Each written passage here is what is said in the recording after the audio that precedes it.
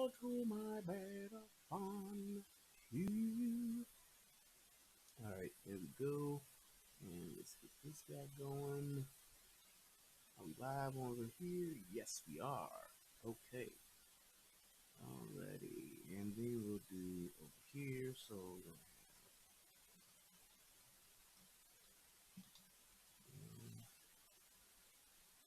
oh, shoot.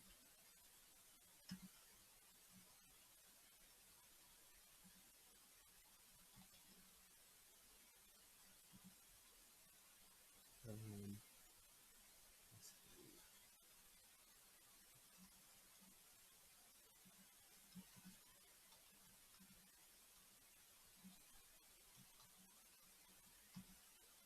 Yep,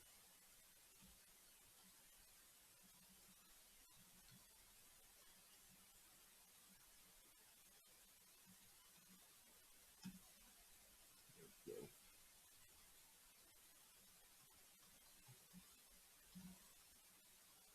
Mm, there we go. All right, we ready to go now. Now the world don't move to the beat of just one drum. What might be right for you may not be right for some. A man is born, he's a man of means. Then along come two. They got nothing but the dreams, 'cause we got different strokes it takes, different strokes it takes, different strokes to move the world. Down, down, down, down. Everybody's got a special kind of story. Everybody's got a way to shine. It don't matter that we got not a lot. So what? They have theirs, you have yours, and I'll have mine. And together we'll be fine. It takes different strokes to move the world. Yes, it does. It takes different strokes to move the world. You got to put that on the end of that. You got to. Whenever you sing that song, you have to put the at the end. That's a part of the song. And if somebody leave it out, they fucking up. They're not singing the song right. You always got to end the Different Strokes theme song with got to put that on there. What's good, everybody? Hey, man, I missed y'all. I'm glad I'm back. It's good to be back in the house of the YouTube world once again. Welcome to the Church of YouTube. Here we go. Look, I am Brian Redmond. This is the Relationship Rehab and the United Guns of America channel. We are doing yet another live show, and tonight, or as they say in the Negro church, on tonight, we have a special program for you for this evening service. It's going to be delivering. We going to get us some learning. We going to get us some folks saved out here. So, hey, I hope y'all ready. Now, this show here, it is definitely one that I hope you guys share, send out, send to your friends, send to your cousins, your mamas, your daddies, your aunties, your uncles, your cousins, your play cousins. Send this out to everybody because this one here tonight is gonna be good. First and foremost, let me give a shout out to G Friend over there in the United Guns of America and CJ Gunn. Thank y'all for coming over. And Katrina Hamilton, that's what's up. Thank y'all so much for going over there, clicking that like button. Now, hey, I appreciate you. I appreciate you. And over here on the United Guns of America, we got none other than my man Skoha. He back in the building at the top of the truck. Salute to you, Sko. Salute, sir. Mm-hmm. That's good. Hey, I got this all natural cream soda that my wife bought me. Shout out to my wife. I love you so much, baby. They got this natural cream soda like old school. It's good. It's tasty. I don't drink pop that often, but when I do, I drink something good and natural. It's good. Good clean pop. Ain't no such thing as no good clean pop, but it's still good. Give a shout out to our man Skohard, Miss Lady Sunday. What's happening, Miss Hey, look, Miss Bell. I have not forgotten about your email. I got your question, and I'm doing a show this week. I promise. where I will address it. Even if I have to do, if I'm doing another show, I will address your question at the beginning of that show. So I got you. I got you. I got you. Don't worry. Shout out to Michelle Glass. Where you been? Good to see you again. It's been a while. Shout out to Gary, my man. I said Gary. Old man Grey Wolf, and a moment of silence. If you are able to stand to your feet, please do so. Everyone, please put your hands together for none other than DJ Just J. Okay. Thank you, DJ, for stopping by. Thank you, sir. I appreciate you, man. Hey, if you have not subscribed to the Soto Podcast, make sure you do so, my brother. Hey, man, look, he is in the chat. He is here.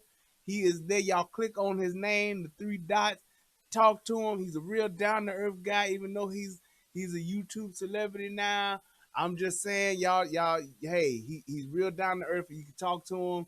He takes his time out of his busy schedule to talk to me. I appreciate the brother. I'm glad to know him, man.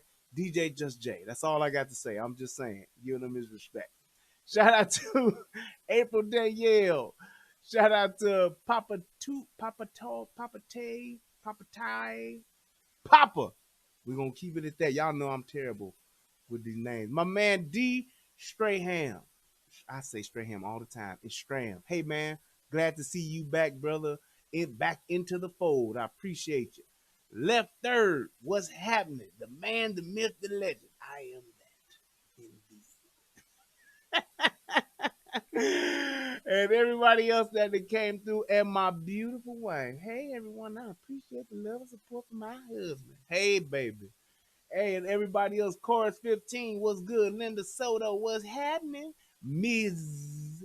J, what's good? Look here, man, I tell y'all this. I love to be able to do what it is that we do and the way that we do it. It's an honor and a pleasure. Thank y'all so much. And without further ado, we gonna go ahead and listen to this here warning.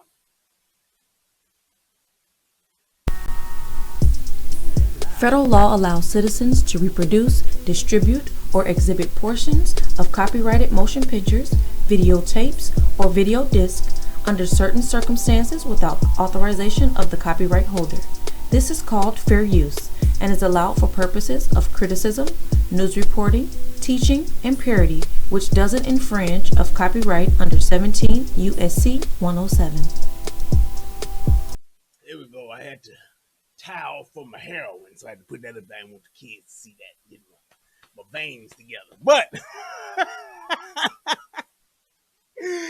yeah, I'm having a good old time tonight. So look, let me frame this up for y'all.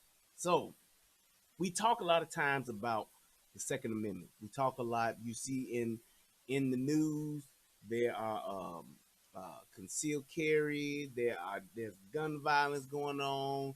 Y'all know that one of my high school friends, he just recently lost his life a couple of weeks ago, defending those people who was actually committing a crime. He had his concealed carry, and actually, oh wow, that is so true. Let me stop real quick.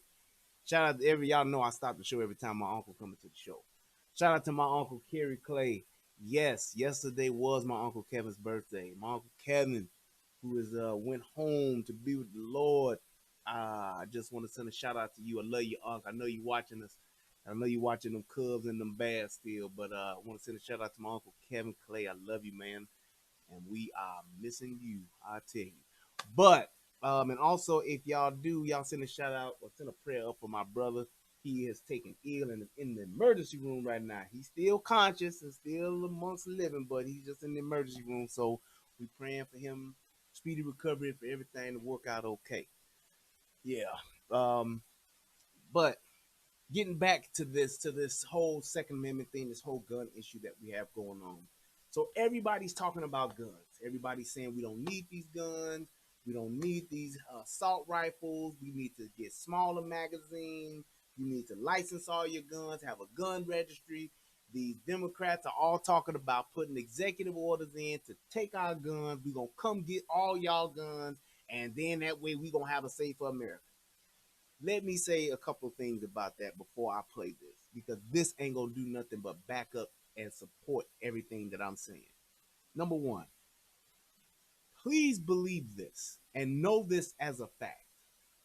The only reason that the Democrats, all of the Democratic Party, that is, they won't say they anti-gun. They don't say that. Let me give you the full propaganda.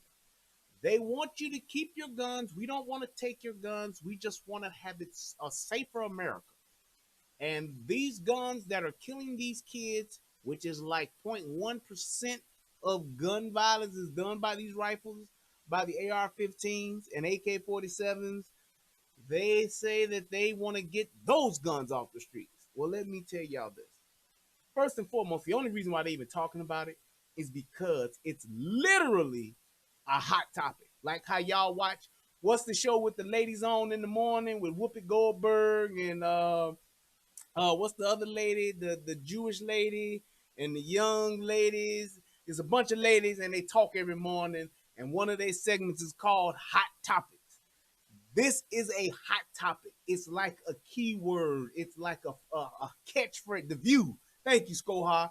It's just like a segment on The View. These are hot topics. That is why they bring up things about all they talking about is LGBT. They talking about taking guns, and they talk about Trump. That's all they talk about.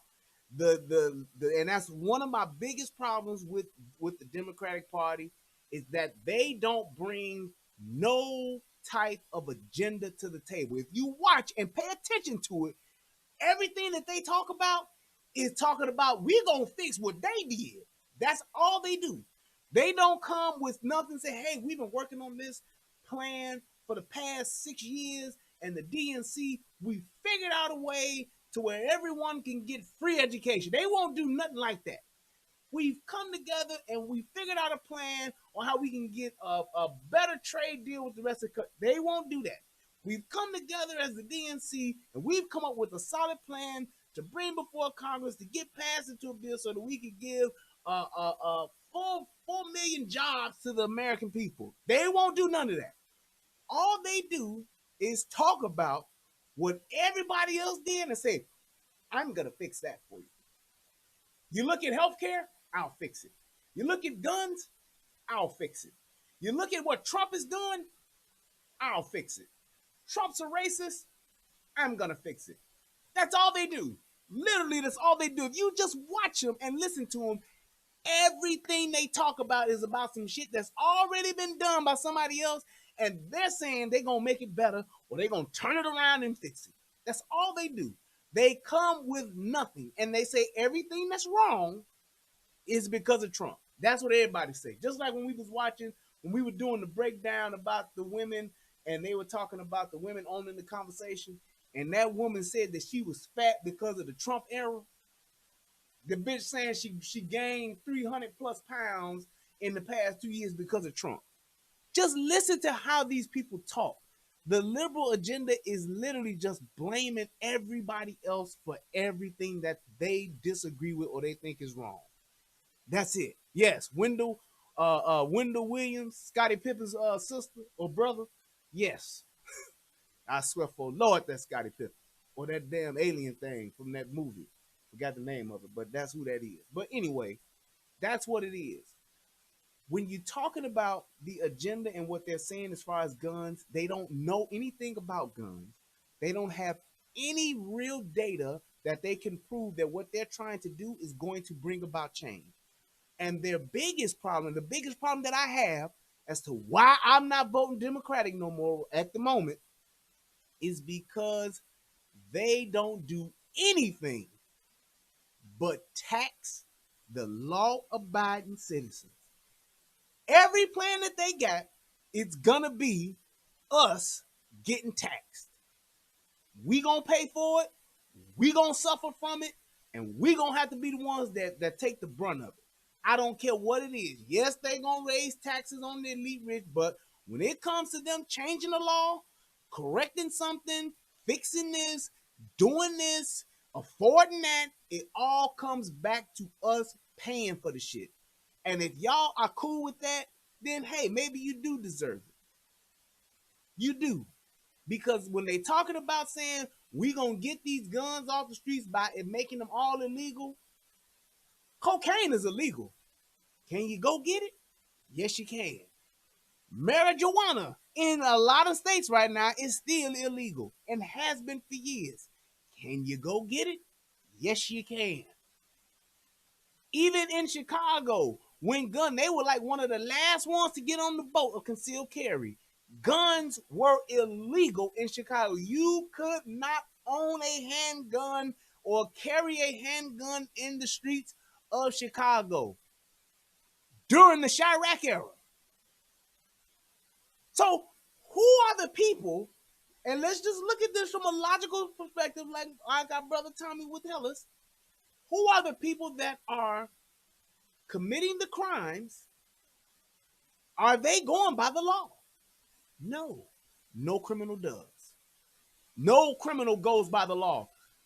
So my point is, why would you create a law that is not going to be enforced or upheld with the criminal? If the criminals are the ones that are not going to follow it, why would you make one that's going to penalize all of the law by? Hold on, this is my brother, guys. I got to take this. Hey, what's up, bro? How you doing? They did? Okay. All right. They gave you something for the pain. You good? Okay. Yeah, yep, I'm live now, but I just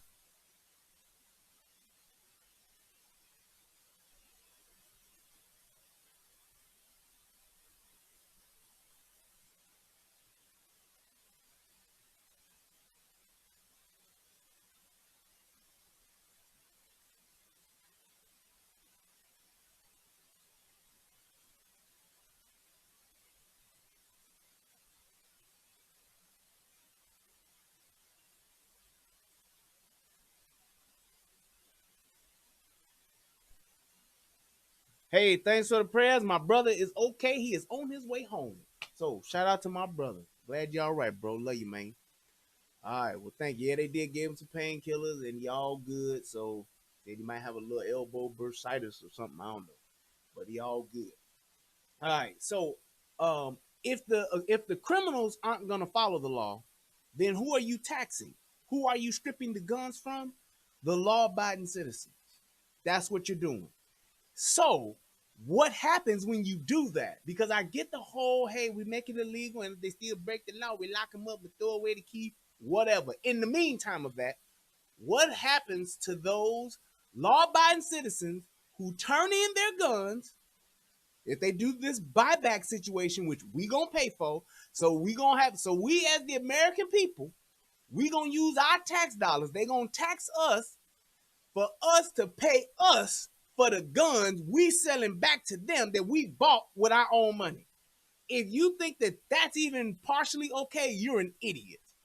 If anybody tells you that a buyback program makes sense and is a good thing, I suggest you to like literally X them out of their life after you explain this.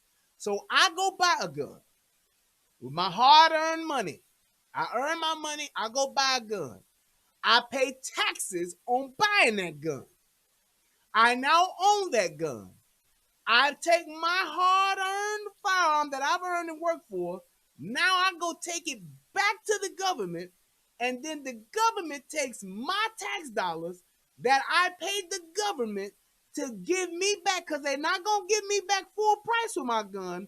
They're going to give me an estimated value of this gun to get the gun that I paid for back to them. If that ain't the overlay for the underlay or just flat out pimping, I don't know what the hell else is. I buy, pay taxes. Wait, I'm sorry. Let me take it a step further. I go to work, pay taxes on my check, take my money, buy a gun, pay taxes on the gun, take the gun, to the government. The government then buys the gun back for some estimated value, and then they take my tax dollars to give me back my estimated value. How does that work? How does that even make sense? I don't know. But that's what they're doing. This whole thing to make, and I get the fact that people are scared. I get the fact that people are in fear of their lives, not just their lives, but their children's lives. The streets in a lot of these urban communities, they are not safe. But here's the thing. We live in America. America was born in violence. Make no mistake where you're at. Yes, this is the greatest country on earth. I'll say that to the day I die. Straight patriot. Yes, I am an American. My heart is in America. The heartbeat of America. Today, Chevrolet. Yes, I believe all that. Salute the flag, all of that. I am a patriot and I love this country, but I know the truth about it too. This country was born and bred on the blood of others. And I tell you one thing right now. Had those Native Americans had some muskets, had their own guns, none of us would be here. We'd be trading with North America. We wouldn't be sitting over here with this shit. If they would have had some guns instead of some arrows and some tomahawks and some sticks and stones, and they would have had some guns, we wouldn't be here.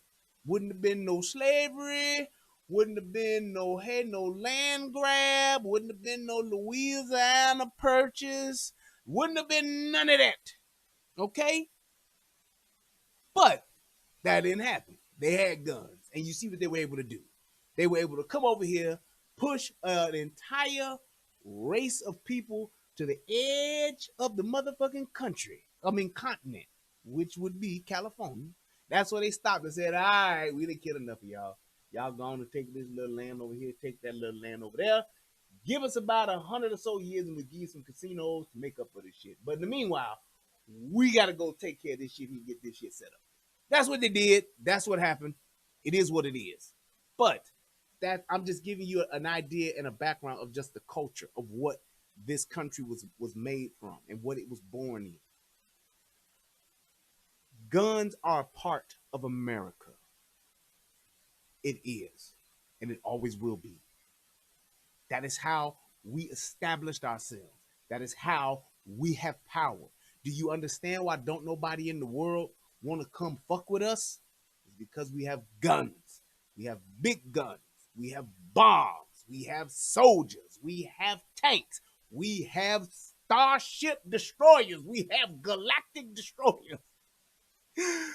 We are like in Star Wars. We are the Galactic Empire. If y'all ain't realized it by now, America is the Galactic Empire. We are the emperor in all them, and our entire armed forces is the Death Star.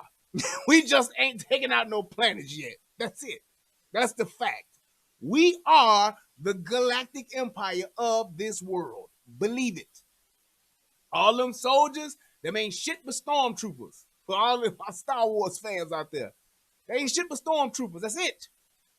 Now, I don't know how you want to look at it and how you want to say, well, this is safe. We want to be safe. I get the fact you want to be safe and you want to live in your land. You want to sip your lattes, go to your Starbucks and get your Dunkin' Donuts and your coffees and all of that. That comes with a price. And the price of that is every now and again, you're going to have to spill a little blood. That's what it is. That's just what it is. So, that's what we were born in. That's how that's how our culture is. My point is, the fact that we have that about us, yes, it can get better.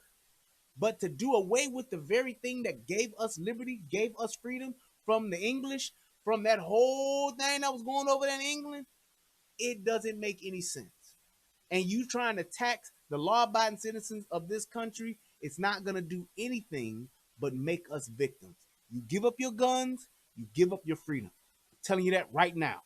You want to be like Russia, you want to be like North Korea, you want to be like China, where you can't say shit and you got to worry about getting stabbed and getting caned out in the streets. Give your guns up, and that's exactly what's going to happen. I tell you that right now. Look at Venezuela. People say, oh, well, Venezuela's not America. You goddamn right it's not. It's going to be worse. It's going to be worse. You think the politicians that are up there in Washington are there to look out for you? You really think that they're looking out for your best interest? Then you will find out once you give up your guns what the hell they really think of you. And it's going to be shit because all they care about is money and power. Just like Scarface said, that's where you get the money and the power. Okay?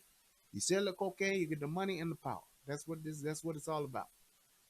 So, giving that in mind, this call right here that I heard, it resonated with me to the point to where I felt that everybody needs to hear this. Everybody needs to see this because this is something that could happen to anybody. It can happen to you tonight. It can happen to your mother tomorrow. It can happen to your cousin next Friday. It can happen to anyone because bad guys do one thing. They decide they want some shit and then they go do it. And there ain't shit that's going to stop them from doing it except a good guy. And a good guy with a gun is the only thing that can stop a bad guy with a gun.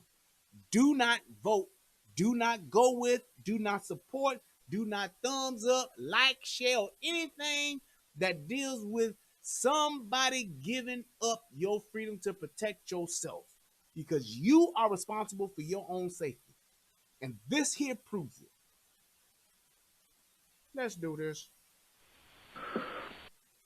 So, this call here is an actual 911 call from a homeowner hiding from home invaders. The homeowner was armed and was forced to shoot one of the intruders in self-defense. I want you to listen to how this call goes. And I'm going to point out the good and the bad in this shit and the ugly. 911, what are you reporting? Yeah, my house is getting robbed right now. What address are you at? 13th Avenue Southwest. Do you see someone inside? Yeah, he's inside right now. Now, so he realized somebody has broke in, somebody is in his home. He's doing the law-abiding citizen thing by calling 911. He has retreated to his bedroom and is on the phone with the dispatcher.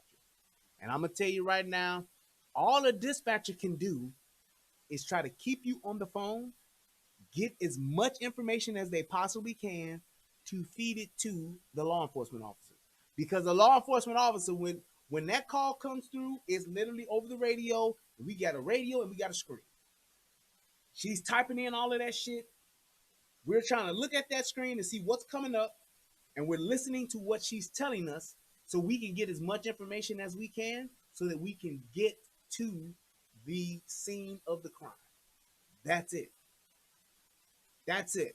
And it's not about saying, well, let the police do their job, let the police figure things out, let the police take care of you.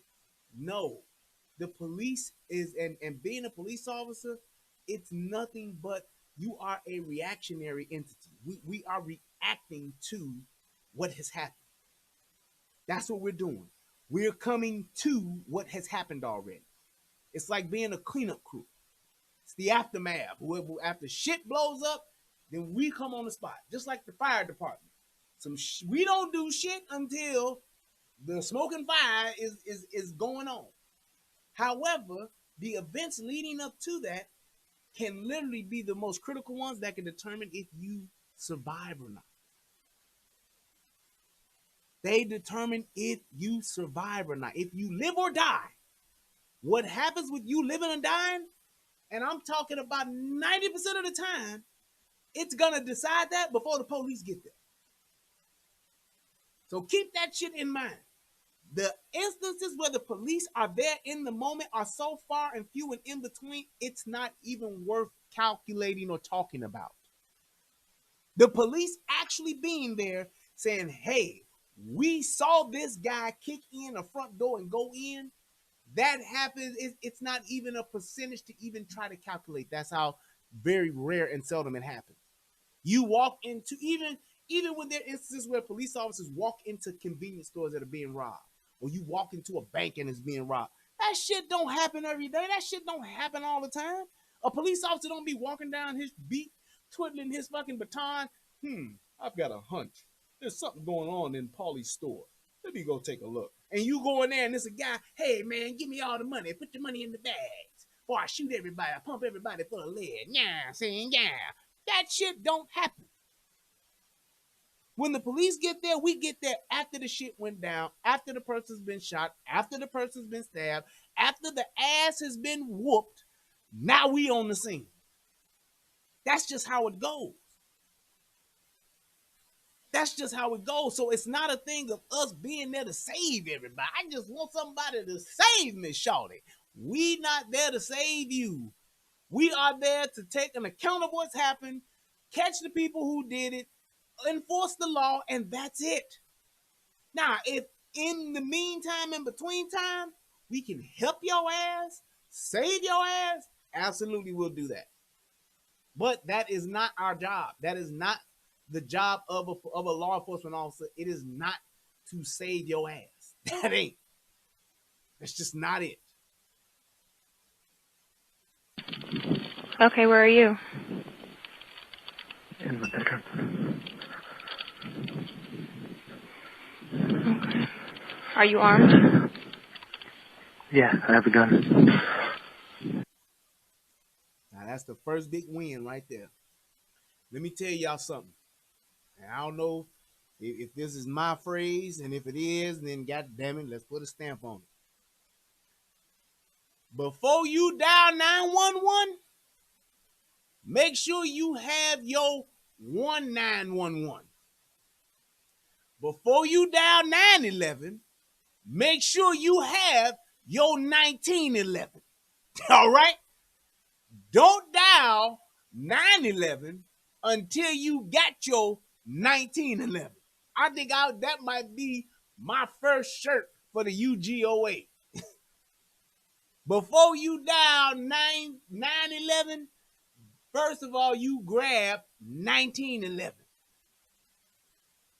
Right, Mac, get left third, get your Mac 11 before you dial 911. That's all I'm saying. I don't know what kind of gun this man had, but at the end of the day, he had one. And you're going to see how instrumental of him having a gun plays in this call. Okay. That's a house, correct? It is. Okay, is that crashing out here behind you? Is that them? What's that? Okay, is that crashing out here behind you? Is that them? Yeah, they broke the window up. Shout out to my man Snatcher. What's happening, bro? And one of the things that you will notice about this call that I did not like is that she was talking to him, which is her job, but she didn't prep him, because here's one of the biggest things. When you're in a situation like that where somebody is calling you and they are in a situation where they are hiding, one of the first things you want to tell them is, if you hear somebody getting close, if you think that they can hear you, I want you to stop talking. I will keep asking you questions and only answer me if you can.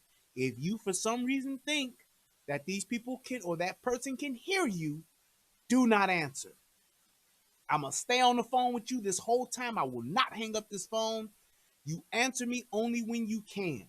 She did not say that to him, and she's asking him 1,000 questions like she's supposed to, but you running your mouth in a closet can fucking catch somebody's ears, and it can fuck your ass up.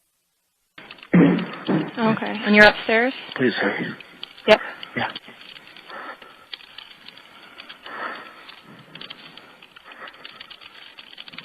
And you don't have any further description of them right now, correct? So she's trying to get a description of this person, which is crucial. And here's the thing with that. If somebody's breaking in your house, do you want to see who that person is? Yes. You do not want to see that person at the risk of them seeing you and you're not ready to shoot them or kill them. You do not want that person to see you if you are afraid and you need to hide. Don't think, oh wait, before I go hide, I'm gonna go get a peek at this person to see who it is. Do not do that.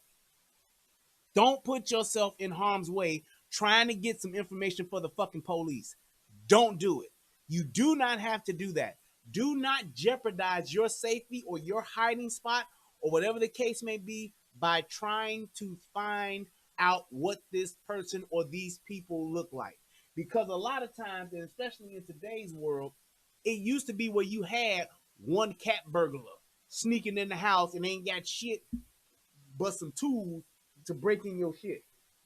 Nowadays, these motherfuckers are coming strapped. Nowadays, these motherfuckers are coming 2 or 3 or 4 at a time. There's a video I've seen where some guys came, it was like 3 of them, they came and kicked in a motherfucking door and ran up in there like we in here. Mine was made up, they was fast and deliberate. Off up in this house, we kicking in this door and we getting this shit that's up in here. Don't try to find out and see, well, I seen 2 people. One got on a Nike jacket, the other one got, no, do not do that. If somebody breaks in your house, first thing you want to do, and this is even in a gunfight, even if you're in a situation where you got to pull your gun, when you're in a situation where you're about to use your gun, first things first is cover, then concealment. Difference between cover and concealment, let me explain it real quick. Cover is something that you can be behind that will not let a bullet go through, i.e., an engine block of a car. You get behind that, that's cover. Concealment is drywall, bathroom door. That's some shit to where you can hide yourself, but a bullet will absolutely penetrate. Okay, so remember that. Cover is something that a bullet won't go through. If I'm standing behind a motherfucking exterior brick wall, ain't no bullet coming through that. If I'm standing behind a pocket door in a closet, a bullet will sure enough come through that. Okay? So they both hide yourself, but one stops bullets, the other one don't. It's that simple. So the first thing you want to do is, if you are able, find cover. You want to draw your gun, get behind something first. Have some cover. Because if a motherfucker returns fire, you don't want to be an easy target. I don't know if anybody saw the Walmart shooting where the dude and his girlfriend came into the store, and the dude came in first and he started going to work with his gun, and then the girlfriend came in maybe about 25 to 30 seconds behind him. There was a good guy with a gun in the store. He saw the first guy walk past him with the gun and started going to work. He then pulled his gun and was getting ready to engage that guy. However, he didn't know that the girlfriend was behind him. And she came and shot him in the back of the head and boom, killed him instantly. Laid him out. He didn't get shit going. Cover is key. A lot of times you can't just go and get the drawdown and get the shooting like you in the motherfucking John Wick movie. It don't work like that. John Wick is a badass and all that good stuff, but it don't work like that. You have to understand what the situation is first before you engage. Sometimes you can have your gun and you may not be able to pull it. You may just need to be a great witness as opposed to being a good guy with a gun and going after and stopping a bad guy. Is that question, CJ, is firing a warning shot to scare them off? Hell no. No, you do not fire a warning shot. Absolutely not. Absolutely not. Number one, a warning shot, firing it where? In the air, any bullet that goes up got to come down. You don't know where it's going to come down at. So no, you do not fire a warning shot. Let me tell y'all something. If you're in a situation where you got to use your gun, you do just that. You use your gun.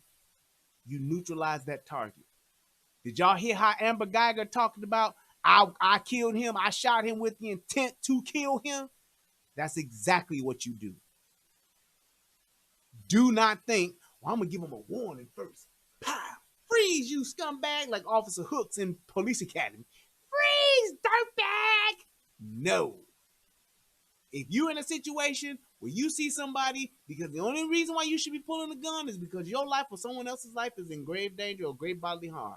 Somebody's about to die or get severely injured. That's why you pull your gun. So when you get in that situation, you pull your gun, you go to fucking work. Do not allow the person to turn around. Don't allow that person to shoot back at you. Don't allow that person to say, hey, man, what you doing? What you doing? What you doing? Dropping, I ain't dropping shit. No, this ain't TV.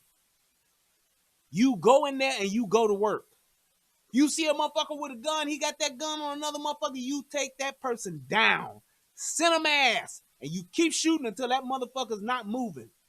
All that, I just shoot him to stop him. Hit him in the leg. You ain't got to kill everybody. Bullshit. It only take one bullet to kill you.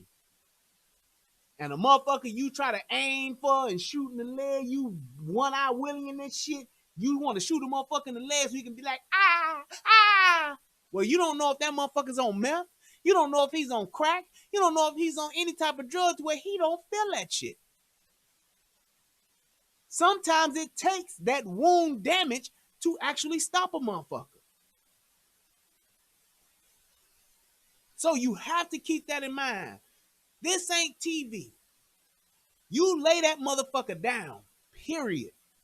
And if you're not 1,000% sure that's what you want to do, you better keep your gun on your hip or in your pocket or wherever the fuck you got it. Put your hands on your head, lay down, and do what the fuck they tell you then. Because I'm telling you right now, if you're not ready to use that gun and you pull it, 9 times out of 10, that motherfucker that's going to take it from you or going to go up against you, he's going to or she is going to kill you. Plain and simple. Plain and simple. Don't you ever pull your gun unless you are willing to go to the end. That means when I pull my gun, that's one of the things when I was doing security at church. People would ask the question when we would be doing trainings, well, when do you pull your gun? Let me tell you something. You don't want to pull your gun. Because if you pull your gun, that means we all in trouble. That means somebody's about to die. That's what that means. When I do this, that means someone is about to die. That's exactly what this means. When people say you go tuck ready, that's what that means. Someone is about to die. So think about that. Is this situation warranted to where I need to, somebody about to die? That's just what it is. So you have to keep that in mind. That's what you are thinking of when you go here. It ain't, oh, I'm just going to be ready. Like this a motherfucking Lethal Weapon 8. And you, come on, Riggs. Come on, Murtaugh. Let's go. No, this is not that. Once I pull my gun, that means it is serious. Something is going down and someone is about to die. That's just what it is. That means I'm getting ready to use it. Once I go here and I present, that means my target is already acquired and the next move will be my finger on the trigger. That's it. I got my finger resting on the slide right now. This is dangerous right here. Once I put this finger down here on this trigger, that means somebody's about to die. I'm ready to shoot a motherfucker. That's what that means. I pulled my gun 3 times, put my finger on the trigger once. Nope, I'm sorry, twice. I put my finger on beard when I was about to shoot that motherfucker. But I'm just saying, I put my finger on the trigger twice. Pull my gun in a public, like live action situation 3 times. The time when I was actually on the job. Oh nope, I did it more than that. I pulled the time when the dog was about to attack them kids at the train. I pulled my gun. We were at the folks picnic on 63rd, and then I pulled my gun when that motherfucker was stealing my daddy's hubcaps off the car. My brother stopped me from shooting 4 times. So I had my finger on the trigger for the dog. I had my finger on the trigger when I was at work when we was serving that warrant, and I had my finger on that trigger at the folks picnic. That's probably the folks picnic is probably the closest that I came to actually shooting somebody because I was saving my cousin. But point is, that's what it's about. That's what it's about. You have to be ready for that, and that's what this person and just hear how this goes, and you'll see exactly what I'm talking about. Let's go. I don't. Okay. I'm letting them know. What color is your house? It's green. How many stories? 2. Okay. How many vehicles should be in front? I don't know. I have Okay. mine. Thank you, MG. I appreciate that. I love it too. This sounds like it's like information that really don't matter, but it absolutely does. Because this is a situation where seconds matter. And the fact that a police officer is rolling up, it's late at night, you don't know what's going on, and the last thing you want to do is show up at the wrong house. So that's why she's asking him to, what color is it? How many stories is it? Any cars out front? How many cars out front? Because the officers that are riding up looking for this, we need that. It's a greenhouse. Oh shit, okay. Greenhouse with 2 cars in front. Okay, cool. It's a greenhouse, 2 cars out in front, and it's 2 stories. Cool. That's the information that we need when we're looking because we're trying to get there. And there are plenty of times, like even when I've called the police in my neighborhood, I call the police when I can. I go outside and I'm standing there so that I can wave to say, we right here, motherfucker. Don't be sitting there trying to look and read addresses and shit. And especially on a call like this, you got to roll up silent. So you can't even have lights and whistles going. Ain't no lights and sirens on this call. They rolling up quiet.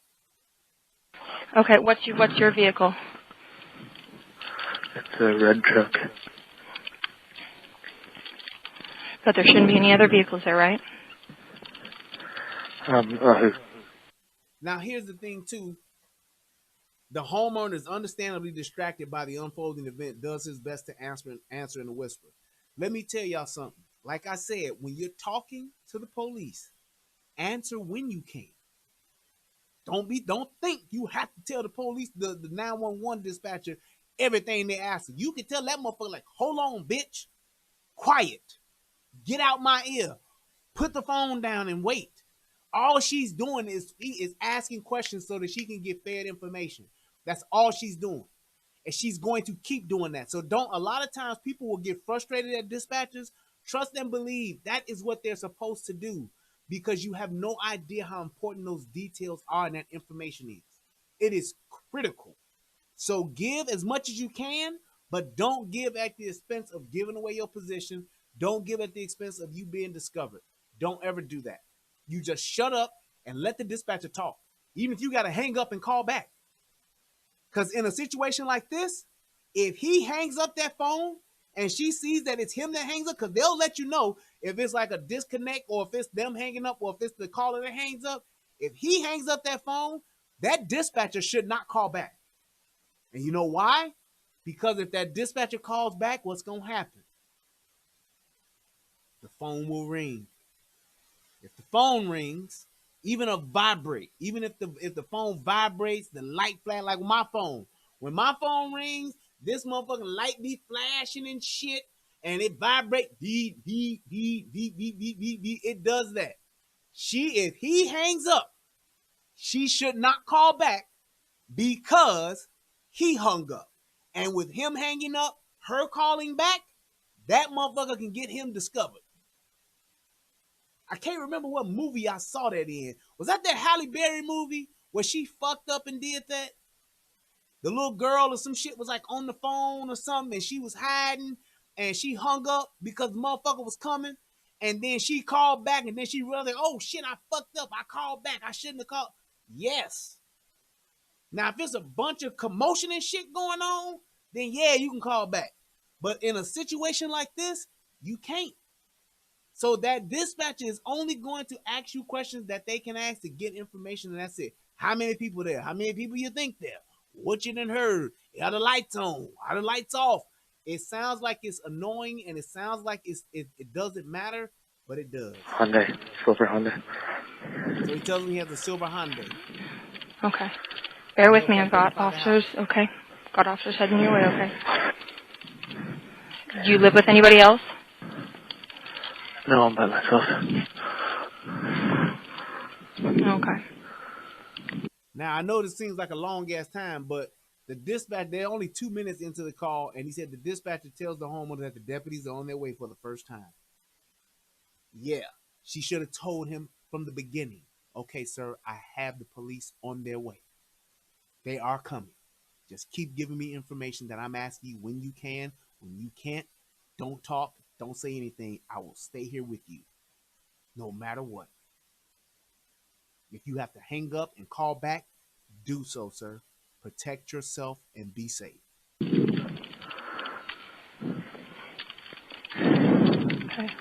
Are you able, do they know you're there? Okay. Okay. Stay quiet. Okay. Keep yourself safe. Okay. Now, that's the first time she told him to stay quiet. Motherfucker, you've been on the phone for 2 minutes. Ain't no telling what could have happened.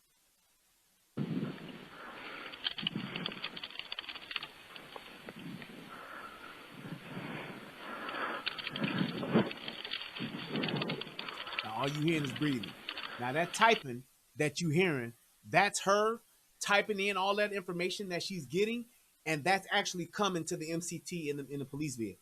So, like, if there's something that's happening, something that's coming up, she gets some more information. Hey, there's a silver Hyundai in the driveway. All that shit is popping up on the notes. So as you driving, you flowing it in the cruiser, you driving trying to get there, that information is actually popping up in a message, as messages showing you and giving you more info. So it's coming in, and that's in real time actually too. So it's not like a fucking email is going by and you waiting on the shit to come up. It's coming by. Yes, it is very intense. This is very intense. When you on a call like this, the adrenaline is pumping. Being in that car, that adrenaline is pumping because you don't know what's happening. You don't know what's going on. And all you're doing is getting these in the moment updates from dispatch, but you trying to get there without killing yourself, killing somebody else, and you want to get there to help this person that's in need. On a call like this, you ain't fucking around at all.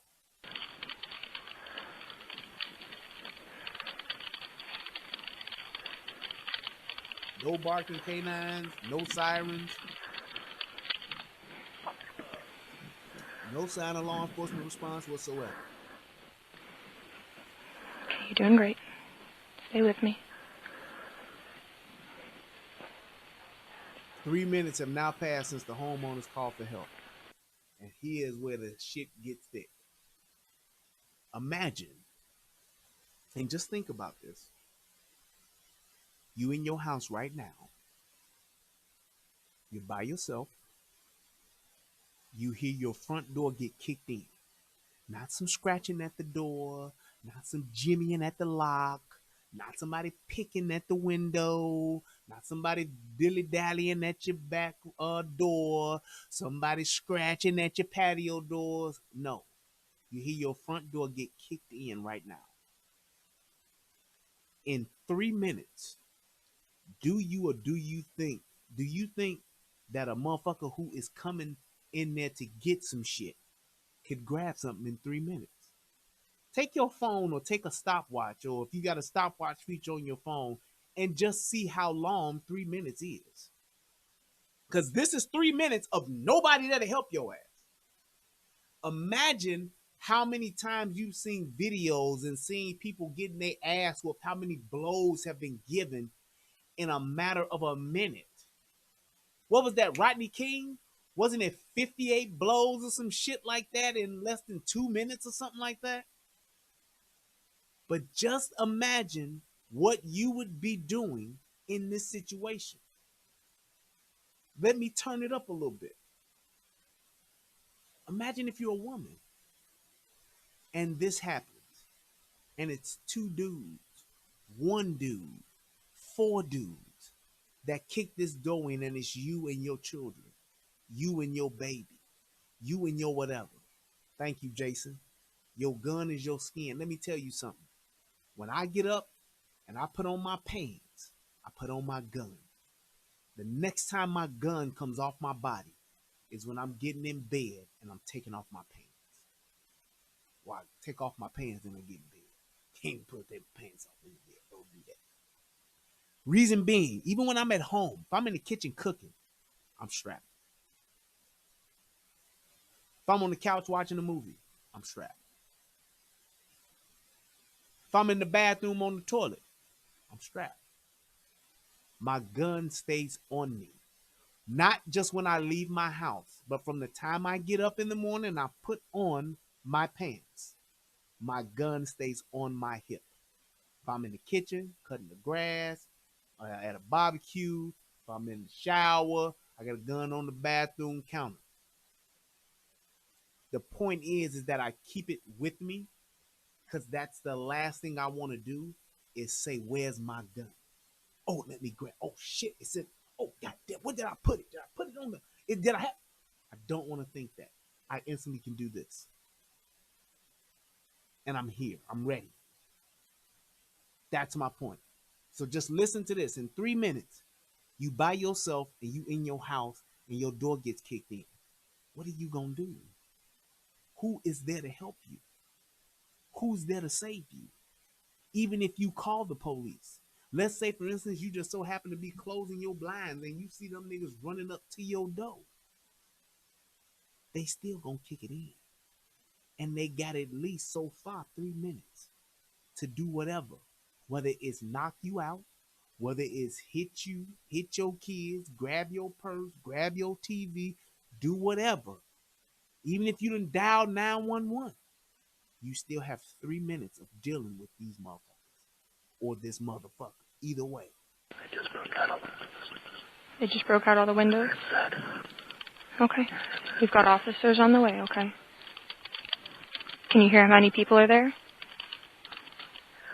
2 or 3.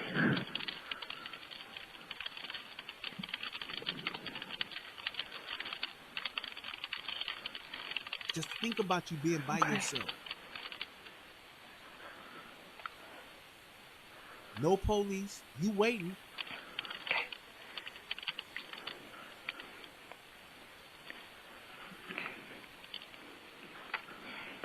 Can you still hear them? We at 3:45 right now. Mm-hmm.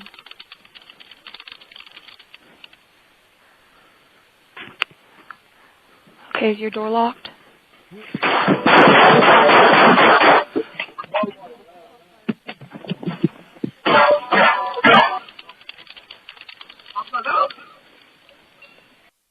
The sounds of a mortally wounded man can be heard, but the dispatcher has no idea who it is. So now, just a little bit over 4 minutes have taken place from this happening, and there are the gunshots. He couldn't say anything. She don't know what's going on. And just listen to that again. Can you still hear them?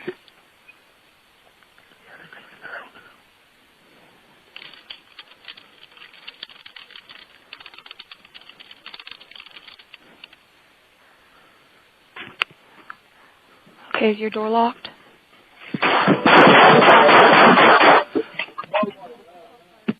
You know how long that took? Those gunshots? 4 seconds. From them gunshots to, oh my God, 4 seconds. 4 minutes. All the way down to 4 seconds. From what you heard. Yes, D. Stram. Now you talking about him actually doing it? It's a matter of maybe 1 to 2 seconds. 4 minutes came down to roughly a 4-second interaction. You figure a second to acquire, 2 seconds to fire, and 1 second for oh my God. 1 second to acquire, 2 to fire, 1 for oh my God. Whole entire scenario has changed in 4 seconds. He been waiting for the police for 4 minutes. Still not there. So we talking about just, and it's not the fact that this is a shitty police department or nothing like that, or 911 is a joke. This ain't got nothing to do with that.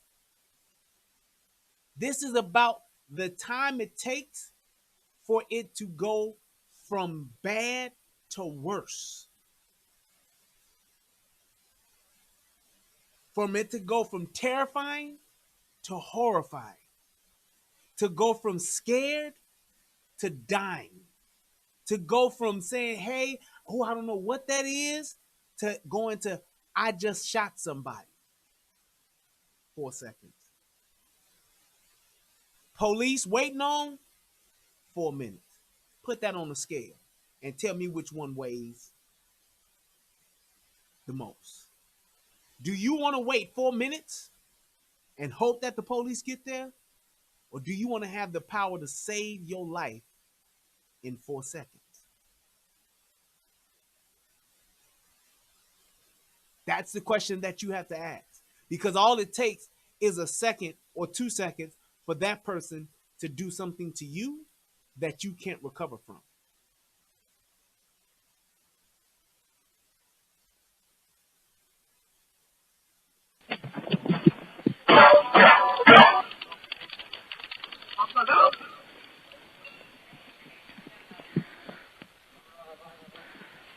Can you hear me?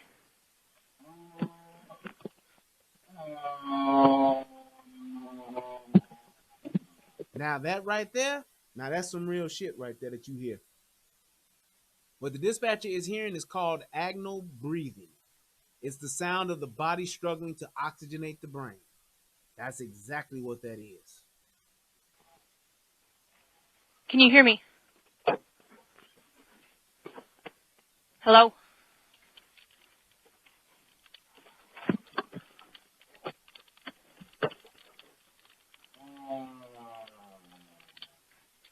Yep.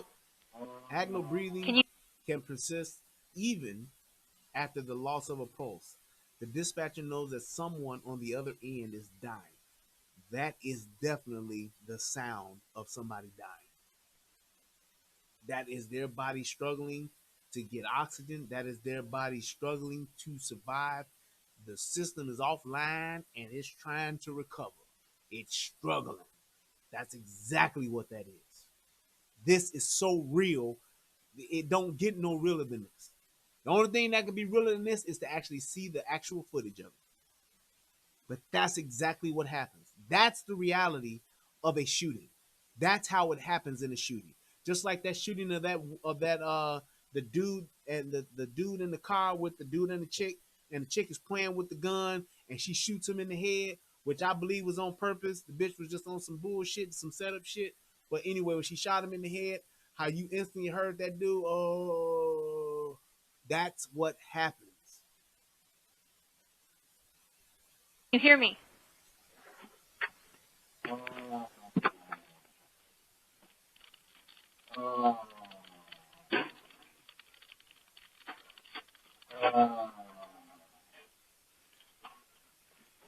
Hello?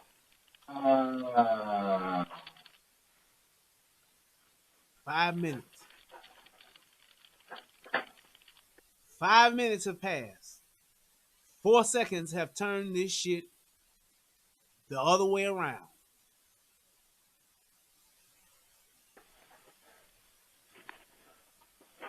Hello, if you can hear me, I need you to talk to me. I need you to know what's going on. Hello? Hey, what's going on? Where are you? And now the homeowner is back on the line. And the first thing out of his mouth is, where the fuck are you? Where are you? It's been 5 minutes and 20 seconds. Okay, we've got officers coming. What's going on? Now you hear what can she tell him? All she can tell him is that we got officers coming. Where are you? What's going on?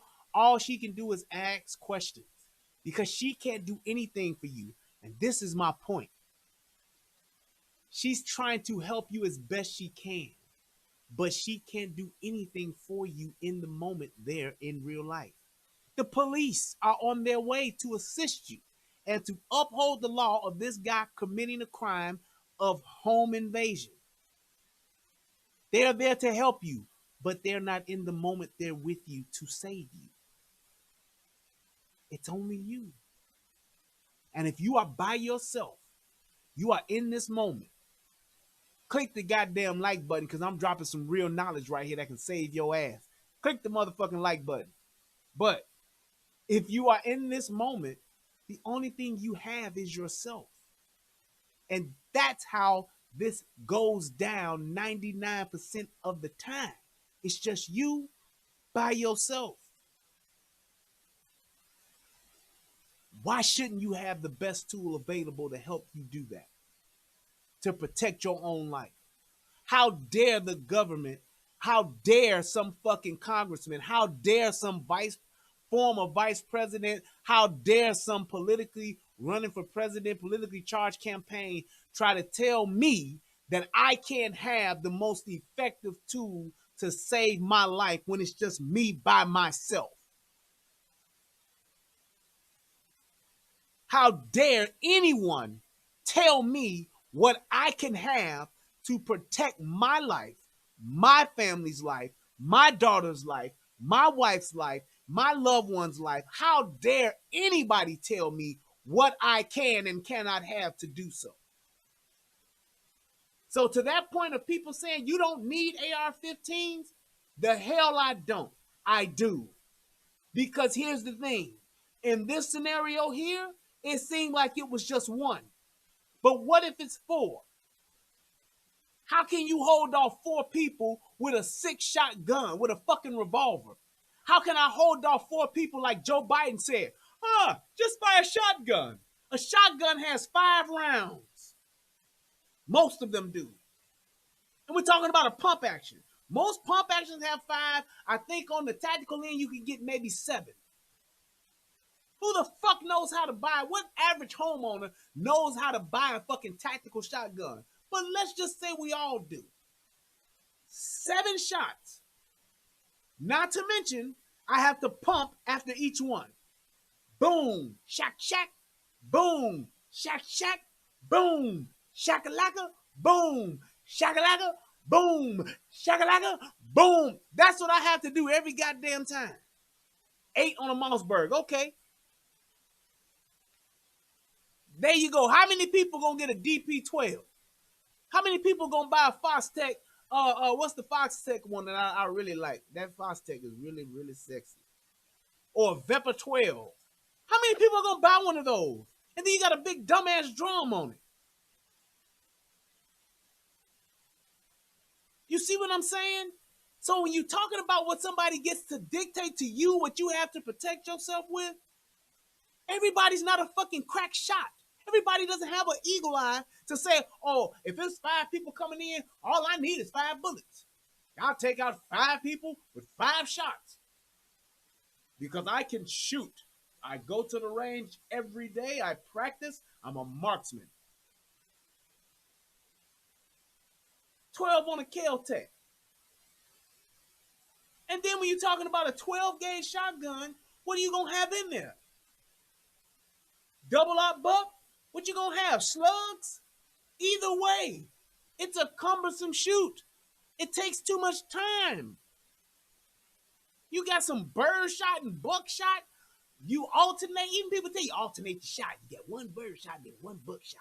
Or you do 1 buck shot, 1 slug, then 1 buck shot. What?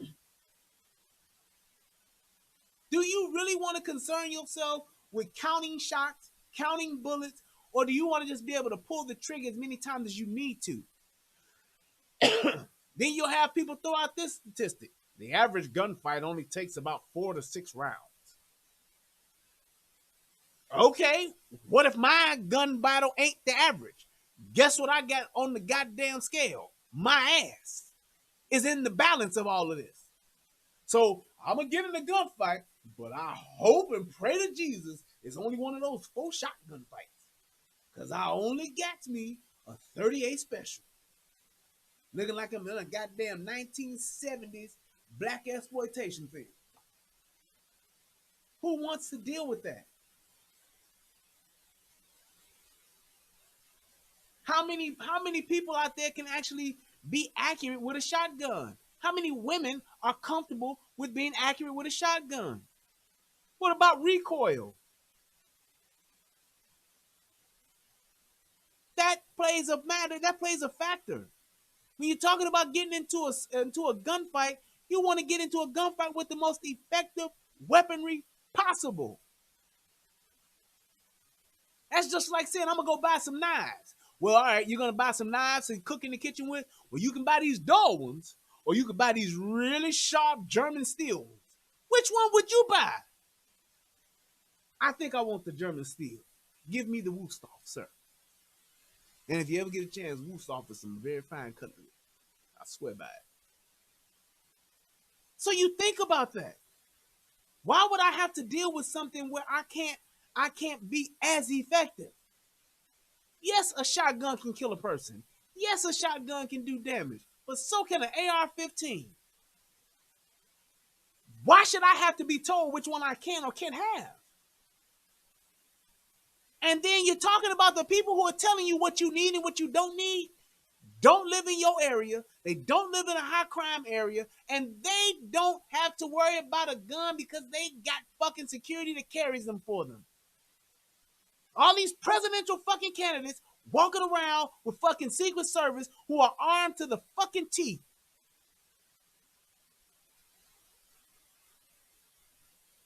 And we're going to listen to them as telling us as to what we need, what they're going to do to make our streets safe, make our kids safe, make our schools safe.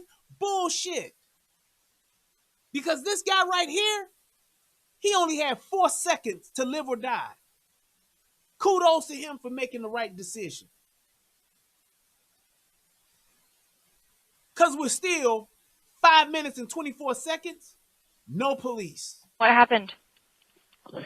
I lost my phone. Hold on. Okay, Hello? I heard shots. What happened? I had to shoot him. He came after me. Whoa! I'm letting him. You hear that? I had to shoot him. He came after me. So you know what that means? The bad guy discovered him, and instead of saying, oh, I just want the TV and I'm going to leave. Oh, I'm just came for the silverware, then I'm out. He saw him, and he went to take him out. Because that bad guy was betting he didn't have a gun. You know why he was betting he didn't have a gun? Because most people bet that they don't. Most bad guys are confident enough and are willing to take the risk to say, yeah, this motherfucker ain't gonna have no gun. Yeah, I can get away with this motherfucker. I can go after this motherfucker with no gun. I can go at it. I'll take that chance. Because the odds are most people won't. Because most people don't want to protect themselves. Most people don't want to have that exercise, that freedom, and that right to keep themselves safe. Fortunate enough for this guy, he did. Fortunate enough for this guy, he went and got his CPL. Fortunate enough for this guy, he went to the gun range a couple of times a week or a month or a year, whatever. The point is this. We need to have just the opposite.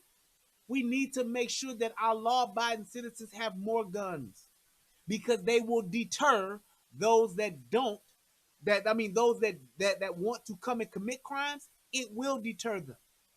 When I know I could be going up against a homeowner that got one of these, I'm a bad guy, I'm going to think twice.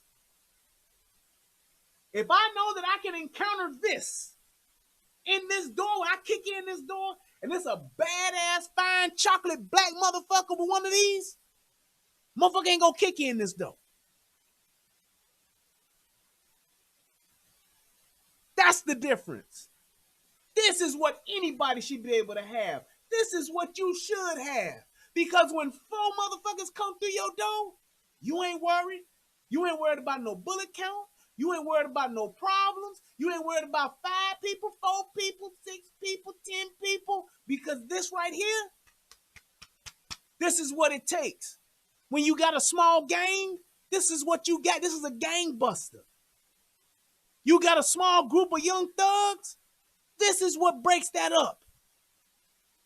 Yes, you could do some damage with a handgun.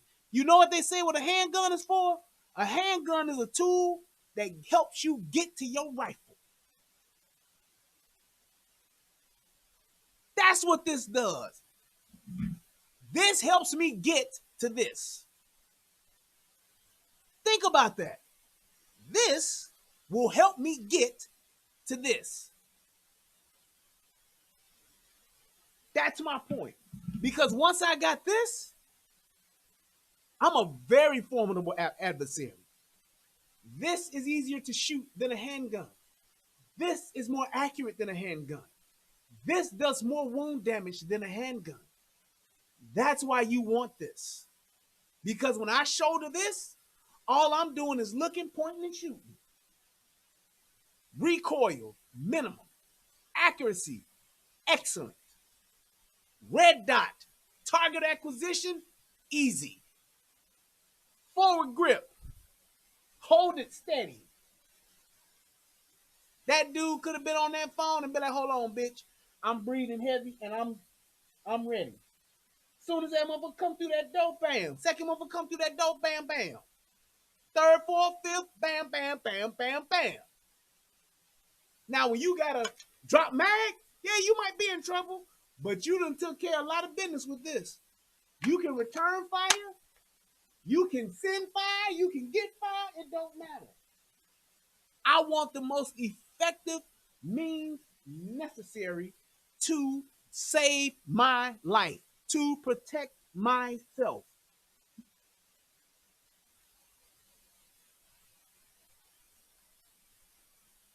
It's too much, Gohar. You don't want to know how much that is. It's too much money. That's all I'm saying. Think about it like that. When you're talking about saving your life, when you're talking about protecting yourself, your loved ones, all of that stuff, that all matters. It all matters. And don't let nobody tell you what you can or cannot have. Because at the end of the day, all it is, it's you, your gun, and that's it. You and your gun. You don't have a gun, it's just you. Then all you got, Lord, please, Jesus, don't let this happen. Please don't let this. You think that man that came after him would have been listening to his prayers and adhering to his prayers? No. That's why God, he knew what niggas would do. Not just black people, just anybody. He know what niggas do. That's why God gave us the ability to shoot. He gave us the idea of the gun. He gave us the ability and the means to wield a gun. That's why he did it. But it all came down to this. I'm by myself in my house. A guy kicked in my door, and when he saw me, he came after me. I hid.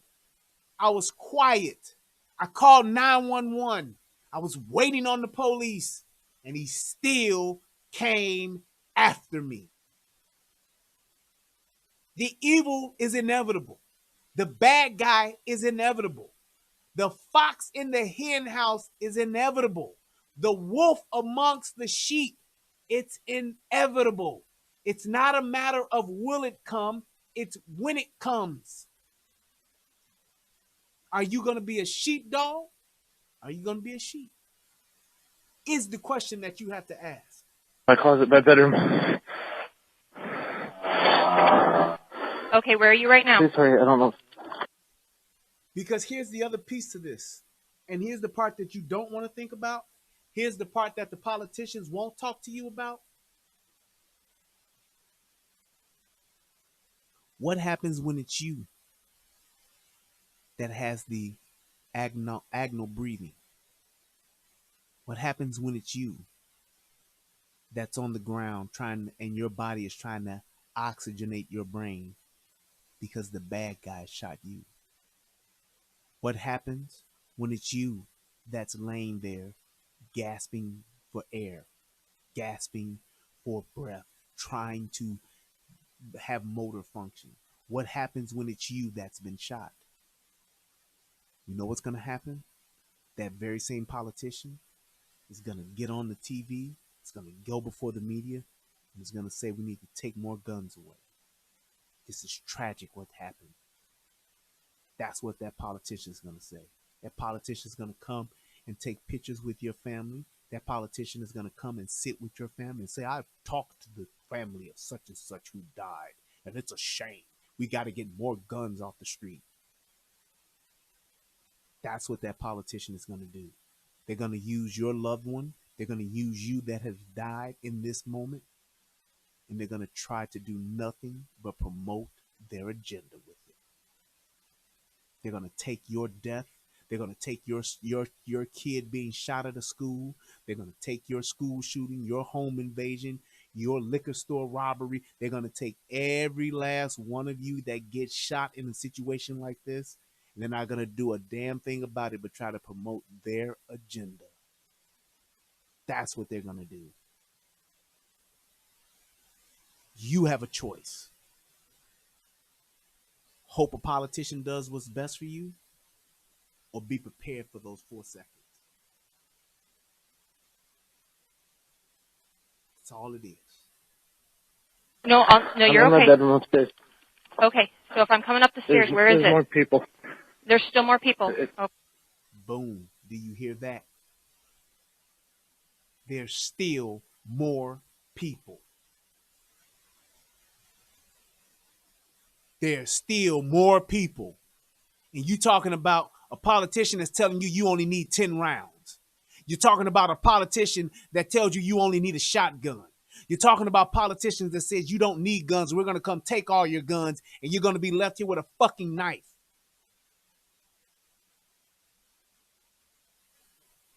You hear that? What do you do then when it's just you and a knife? What do you do then when the bad guy didn't listen to the we turning in all our guns and he still has his? What are you going to do when it's the bad guy and his meth head girlfriend and they're there to get some shit from you, and the fact that you don't give it up, they're going to kill you anyway? What do you do then? What does your politician do for you then? Nothing, because they're at home. Nothing, because they're going to watch you on the news tonight while they're in their gated fucking community with their security details sitting in front of their house in a fucking squad car that you pay for with your government taxes. That's what they're going to do. Okay. Yeah. How many more? Please hurry. Please hurry. Yep, nope, we've got officers coming. Now, guess how much time has passed now, good people? We're at 6 minutes. And he's still begging and pleading. Please hurry. I just shot one. There are more here. Hurry, please. Where are you? She can't do anything but saying they're on their way. They're on their way. They're on their way. They're coming. They're on their way. They're coming. There's another guy downstairs. I think he just left. You know why he just left? I'll tell you why. He heard those gunshots. And you know what he decided? I don't know if that's my buddy up there shooting. I don't know if it's the guy in the house that's shooting. All I know is I don't want no parts of that shooting. That's why I'm leaving. I.e., my point. A good guy with a gun stopped a bad guy with a gun and stopped another bad guy that could have had a gun because he was courageous enough to stand up against evil.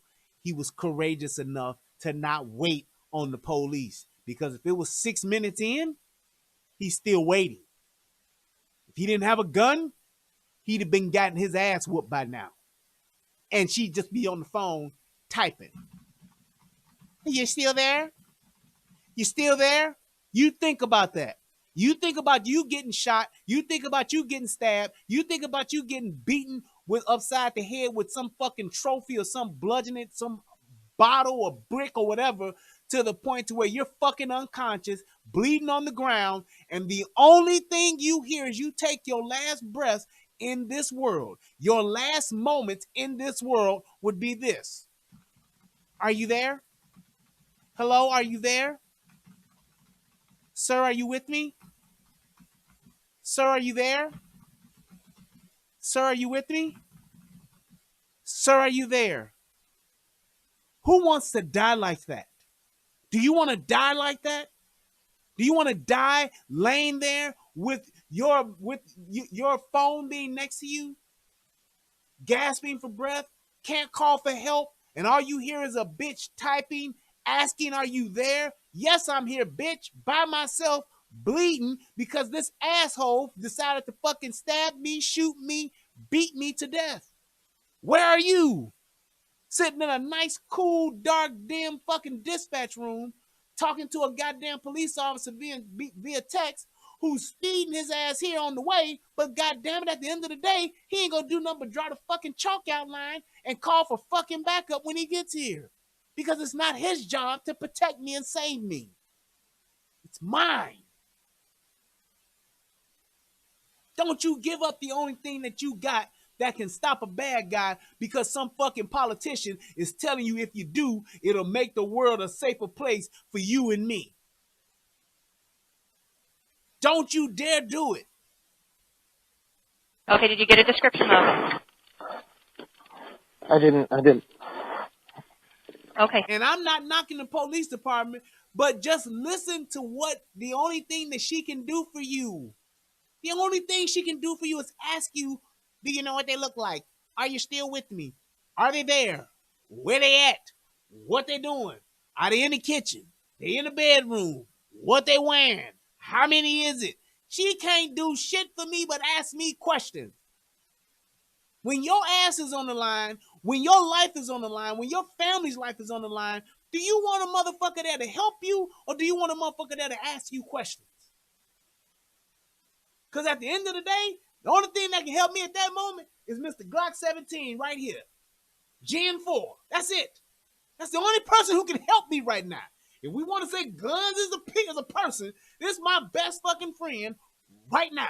This is the only motherfucker that's willing to do some work to save my ass. This is the only tool I have.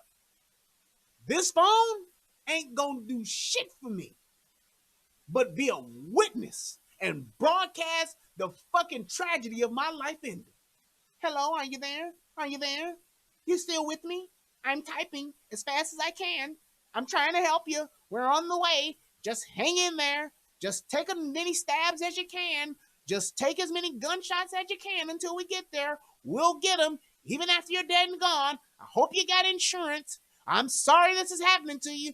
This is terrible. We'll play this back in the courtroom when we catch the son of a bitch, and hopefully he'll go to jail. That's all you got. Which tool do you think is going to help you? Because you listen to Joe Biden and all them other motherfuckers, Kamala Harris and Bernie and all them bastards. It's the only tool they're going to leave your ass with. And hopefully you're in an area with good signal. It's the only thing that you're going to be left with. Or do you want to be left with this? You decide. Stay safe, okay? Walk me I'm through your fine. bedroom. I'm hiding in my closet. Okay, you're doing okay. You're doing I'm deep breath, upstairs, okay? down the hall. Okay. Up Yeah. the stairs, down the hall. What side? The back room.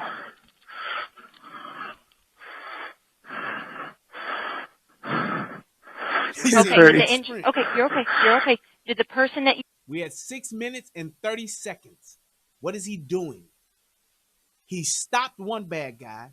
Hopefully the other bad guys ran off, but he's still begging and pleading for these motherfuckers to get here. People are wondering, why is it taking so long? The average response time is supposed to be 2 minutes. Well, you saw what happened in the first 2 minutes. You saw what happened in the first 4 minutes. You saw what could be happening in the first 6 minutes. And now we have 6 minutes and 30 seconds. How long does it take to die? Not long at all. 2 minutes, you can be gone. I see you, Ikumu. Ikumiku. You shot. Did he leave, okay? Or is he still on the ground there? No, he's down. He's here on the ground. He's hurt. Okay. Okay. Bear with me. Yeah. Where did you shoot him? I don't know. That's okay. That's okay. You're doing a great job. Did you hit the other one? She's asking that question because she really don't have shit else to ask him. She's just about to ask him every fucking thing she could ask him. I shit you not. That's how much time has went by. I shit you not. That's how much time has went by. 6 minutes, 50 seconds. She's at the point to where she's almost run out of questions to ask him. She asked him, where did he shoot him at? What the fuck difference does that make? If I shot him in the head, if I shot him in the arm, if I shot him in the back, it don't fucking matter. That's literally useless information in the moment right now. Somebody check me if I'm wrong. That's literally useless information. That much time has passed to where what she's asking him really don't matter. I just tried to shoot. I just tried to shoot for the guy. That was it. I understand. I understand. You're doing great. Did you hit the other one? Do you know? No, the other guy was downstairs. I think he ran. 7 minutes have passed. No sirens, no barking canines, no signs of law enforcement response whatsoever. 7 minutes. Okay, you're doing a great job. Okay. Can you hear anyone else inside the house anymore? No, there's no one here. Okay. I don't know. Okay. Is the person you shot still breathing? Do you hear that? She's now asking about the vitals of the person who's been shot. She's run out of shit to ask this guy. There is nothing left. Yeah, she could have reconfirmed his location, but in dispatch, the dispatch software, it tells you all that, buddy. That's why most of the time they don't have to. That's why even when you can do, if you do a 911 and you dial it and they answer and they hang up, the address and all that shit is there. Location is there. That shit comes up instantly. I got that. That's why when the motherfucker hang up and they call, and it could be a distress call, you can call 911 on your phone and be like, help, and hang up. And no motherfuckers can get somewhere and get to you. She's literally run out of all the information. All she's doing now, she's just chit-chatting with this motherfucker just to keep him going. Hoping that this motherfucker don't pass out, go in the shop, or whatever. That's all she can do right now. All I'm saying is my point is this. It's now gotten to the point to where you are just in this whole situation all alone. It's just you.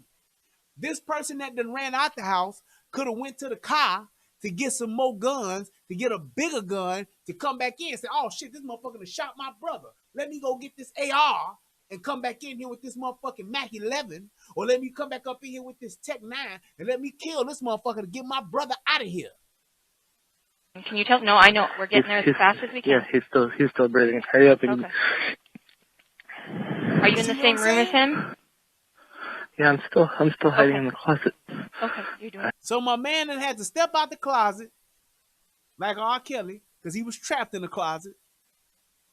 7 o'clock in the morning and the rays from the sun wakes me. He done stepped out the closet, shot a motherfucker, got back in the closet, still no fucking police. And we are at 7 minutes and 37 seconds. I had to go back in. He came in and tried. He stepped out of the closet, shot a nigga out the closet. Now he done get back in the closet. I don't know if he did or not.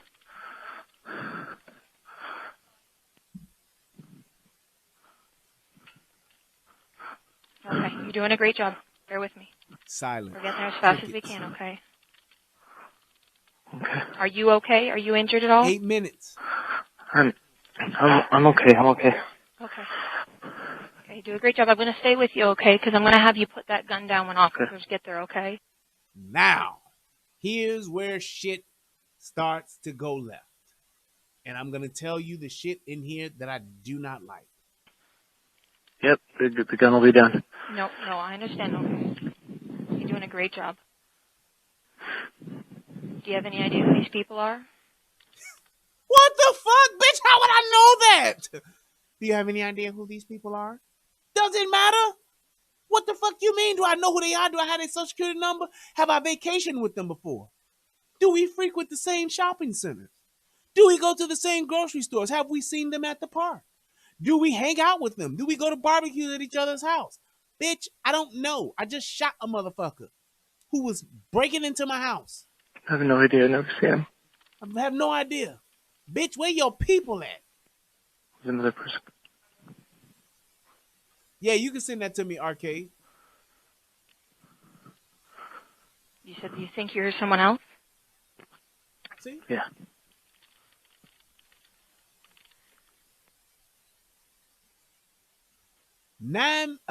Coming up on 9 Where do minutes. you hear him? Upstairs, I think. Still hiding. Here's my thing. At 4 minutes is where the encounter came. We're at 9 minutes now. Imagine how much damage this bad guy could have done to this guy in 5 minutes. He could have beaten, killed, robbed, and been gone in 5 minutes. Remember, in Beverly Hills Cop, the alphabet murders, them motherfuckers was in and out in 2 minutes and 30 seconds. Smash and grab. 2:30. 1:45. Y'all remember Bridget Nielsen, big tall ass, was in there calling out that time? Doom, doom, doom, doom, doom. Doom, doom, doom, doom, doom. Doom, doom, doom, doom, doom. Doom, doom, doom, doom, doom, doom. Y'all remember that shit with Foley and them? Okay, stay quiet. I can't tell if this is neighbors outside or what. Okay, yeah. 9 minutes. 5 minutes after gunshots.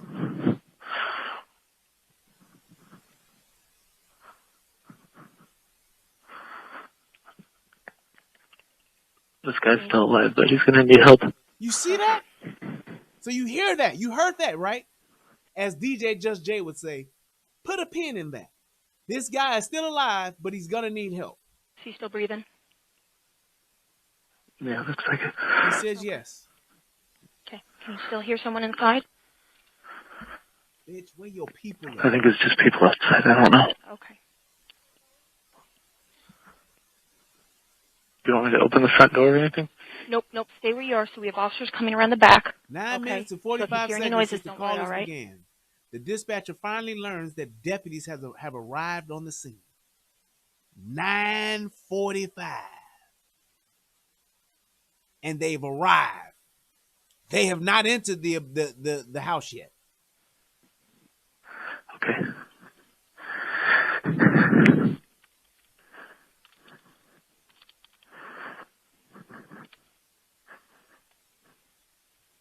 Ten minutes. Still alone with a wounded intruder. Yeah, you're right, Jason. He probably can't hear the sirens due to the shots. That's fine. What my point is, because and those guys should be rolling up silent. My point is this. He's by himself for 6 minutes now. After the shooting. 10-minute call, 6 minutes of that after the shots have been fired. You know, great job. Okay. And counting. Because you're going to hear when they come in. Deep breath, all right. Officers are there right now, okay? Okay. Mm-hmm. And what we're going to do, okay, is I'm going to walk you through it. I'm going to have you probably leave your gun there, okay, and put it safe. Okay. Okay? So, what I'm going to have you do, come out the door on the west, okay? Now, here's where I'm going to stop. And this is why I talk about the good, the bad, and the ugly. This shit right here, she's dead fucking wrong. Number one, this shit she's telling him about she wants him now to exit the house, do not do that. I'm going to tell you why. Because you will get fucking shot doing that. Yeah, you talk all that shit. She's dispatched and she's telling you dispatch is not the law. 911 ain't the law, and they do not tell you what the fuck to do. They do not have power over you. She is dead ass wrong telling this person to walk the fuck out of a house of a home invasion or robbery in progress. Dead ass wrong, especially with shots being fired. Because what I'm looking for as the police, I'm looking for fucking bad guys, and I'm looking for anybody that is trying to exit or leave the scene. I'm stopping any and everybody. White man, black man, Chinese man, Asian man, pink man, purple man, any motherfucking thing trying to leave this house as a law enforcement officer, I'm stopping it. And if some shit looks wrong, it's late at night, I can't see, I know that shots have been fired, not only am I stopping it, but I'm going to shoot it if it goes left. I see one thing that don't look right, I'm shooting it. She is putting his life in danger right fucking now at this point. Dead ass wrong. This is the ugly part of this. Because now she's went from a dispatcher getting a lot of information to a dispatcher who is telling this motherfucker some shit that could possibly or potentially get him fucking killed. Okay. Okay, I'm gonna drive close. Okay, what I need you to do, though, first is I need you to secure your gun. Okay, where are you going to put it? Next thing that's wrong. She's telling this dude to secure his firearm in a fucking room where a person who he has shot is still alive. He is still breathing. That's her second mistake. You do not put your gun up until the police get there. I'm not holstering my fucking gun because I think this guy that's on the ground is not going to hurt me no more. Fuck that. Not until I hear, police, where are you? Come on out. Put your hands up. That's when I put my gun up.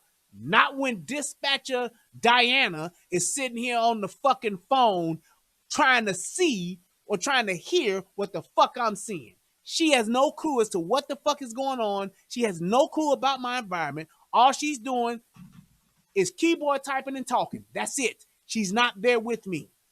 No, don't you put your fucking gun up until the police are there. Okay, it's in the closet. Okay, it's away from the suspect, though, right? How, bitch? How can he be away from the suspect? Yep, can you unload it for me as well? And there's her third mistake. So not only are you going to tell me to put my gun away, but now you're going to tell me to unload it. What the fuck for? If my gun is holstered, it can't shoot nobody. I'm not going to unload my fucking firearm. Don't you ever unload your fucking gun. Ever. There is no reason for you to unload your firearm.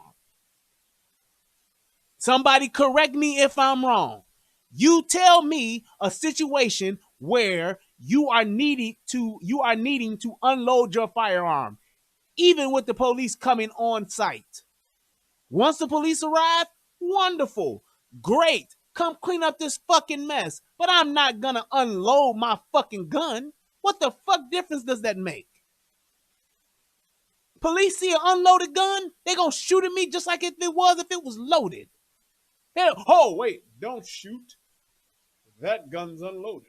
I can clearly see from 30 feet away that the magazine is not in the well and there's no bullet in the chamber.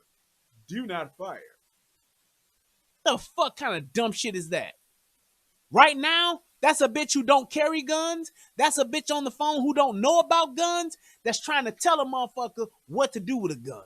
Which is just what the fucking liberal Democratic Party is trying to do as far as gun laws. People that don't carry, don't shoot, don't know shit about them, trying to tell you what to do with them.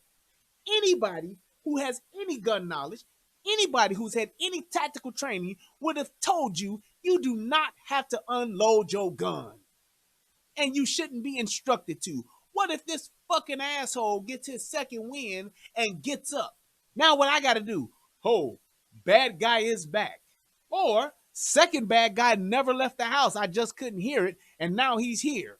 Let me now get my firearm, load it back up, put a bullet in the chamber, and now shoot. Do you have that much time, really? No. No, you don't. And we're at 11 minutes. And still the police ain't in where he's at, have not gotten to him. So 11 minutes, total incident. From the 4-minute mark, we got 5, 6, 7, 8, 9, 10, 11. We're at 7 minutes of this motherfucker being by himself. If you're watching this, click the like button, please. Click the share button. Okay. Drop the magazine. Pull the slide back, okay? Bitch, no. Here's what you do, people. You shoot a motherfucker. You lay a motherfucker down, whatever you do. When the police are there, once you have confirmed that the police are here, are on the premises, all you do is this. You holster your firearm. And that's it. You lay down, put your hands up on the wall, whatever you want to do. Holster, hands. Here's why you holster. Because if there is a second motherfucker there, you can at least got a chance getting to your holster. Put your hands up. You put yourself in an arrest position, in a position of submission. I'm in here, officers. Police, I'm in here. I am the homeowner. I am here. Help, police. Help me. I'm in here.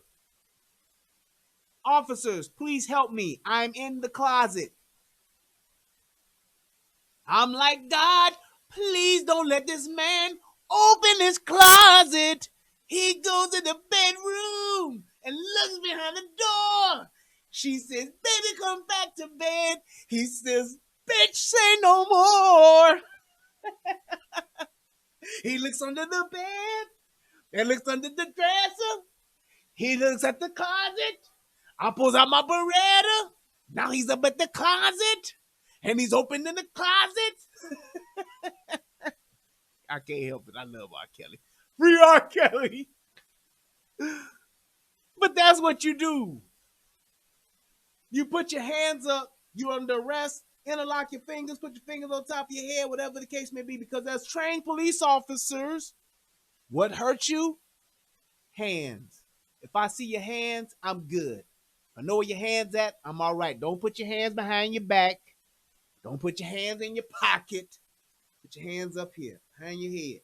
Interlock your fingers. Help, help, help. I'm in here. I'm in here, officer. Please help me. That's all you do. Unloading your gun, dropping the magazine, locking the slide back, setting that gun. No fucking way. Wrong. Wrong. Bring the bullets with you. I got Taking the bullets out. Okay. Bitch, you crazy. mother. Yep, in your pocket. Putting your bullets, your magazine in your pocket. What the fuck for?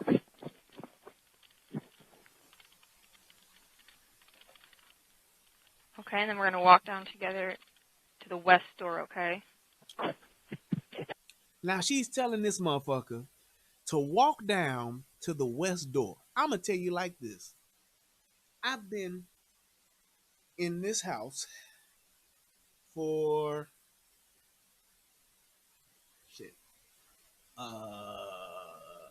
not a year yet. I'm about 2 weeks away from a year.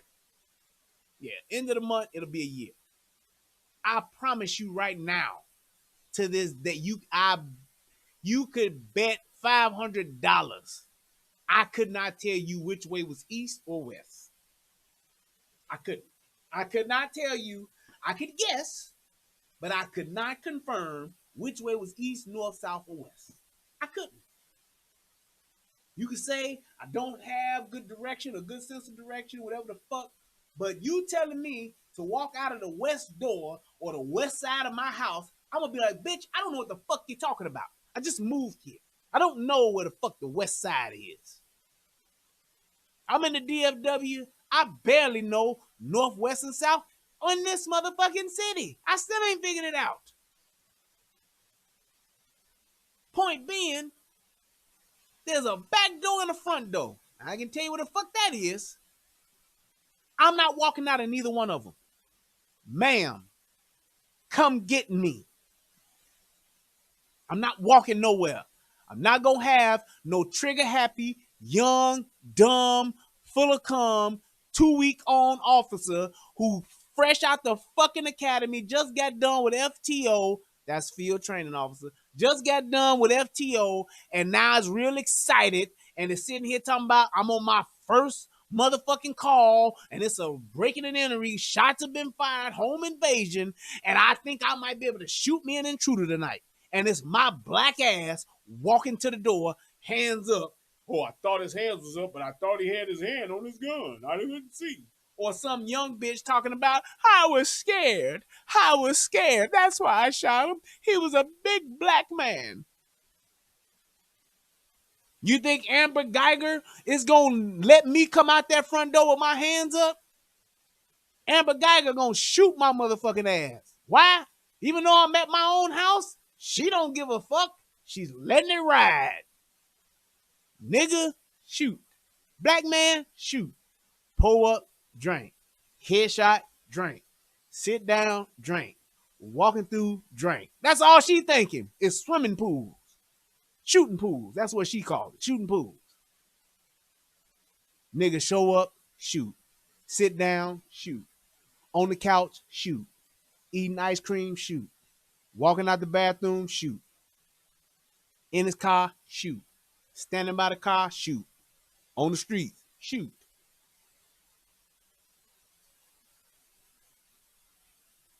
That's all she gonna do.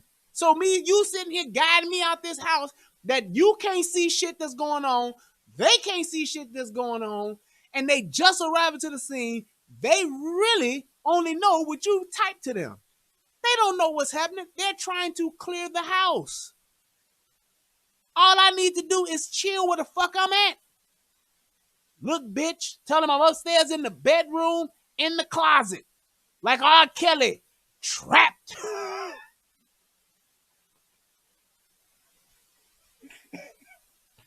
That's it. Sir, where are you? I'm R. Kelly. I'm R. Kelly status in my house. What do you mean R. Kelly status? Are you in, you have a 14-year-old girl in a steam room? No, bitch, the other R. Kelly status. I'm in a goddamn closet trapped. That's what I am. Well, why don't you? No, bitch, I'm R. Kelly status number 2, trapped in a closet, send the police. I'm in the master bedroom. That's it. I'm not moving. I'm not unloading shit. I'm not going nowhere. I'm standing in the closet, sitting in the closet, trapped in the closet with my hands on my head. That's it. I'm not going nowhere. I'm not walking nowhere. Bitch, help. That's it. Sick, help. 911, help. Dumb bitch dispatcher, help. Can I come out? Okay, yep. Nope, yes, you can. Okay. Nope. Yes, you Walk can. out the west door. Come out the west Stay door. with me, though, okay? Don't leave the phone. You're walking out the front door? Thank you. That's the point. Motherfucker, how do I know what's north, west, east, south? I just shot a motherfucker. I could be in shock. I get the wrong direction door, and I get my ass shot. He's coming out the west door. Well, I see somebody coming out the east door. Shoot him, Bob. Bang, bang. Shots fired. Sir, the police are at the front door. Are you able to walk out the front door? No. Stay your ass put, sir. We're coming to get you. Don't worry. That's what the fuck she should be telling them. This guy could be in shock. This guy could have been listening to her and not done a goddamn thing and still got his gun in his hand because he's scared. You don't know that. You can't confirm that. So why send him in a situation where he can possibly get shot? Because I tell you right now, if I'm a police officer and I'm coming on that scene and I see a motherfucker with a gun in his hand, more than likely I'm going to be shooting him or ready to shoot him or damn near shoot him. Chance of him getting shot, probably about 95%. especially with me rolling up quiet. Yeah. Okay. Okay. I'm gonna have officers talk to you. Okay. Exactly, No one out Fairboy. here. Okay. So can Now you see they're him? there, and it's just at 12 minutes, and they've made contact. 12 minutes. Yes, Jason, absolutely. Great call out. She never asked what he had on. She asked what he had. She asked what the fucking robber had on.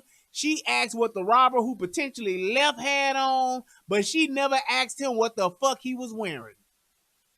Big fucking call out and a huge mistake.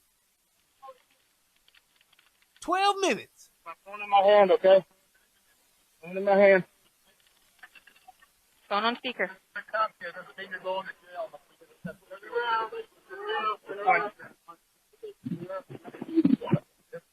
Intruder died from his wounds.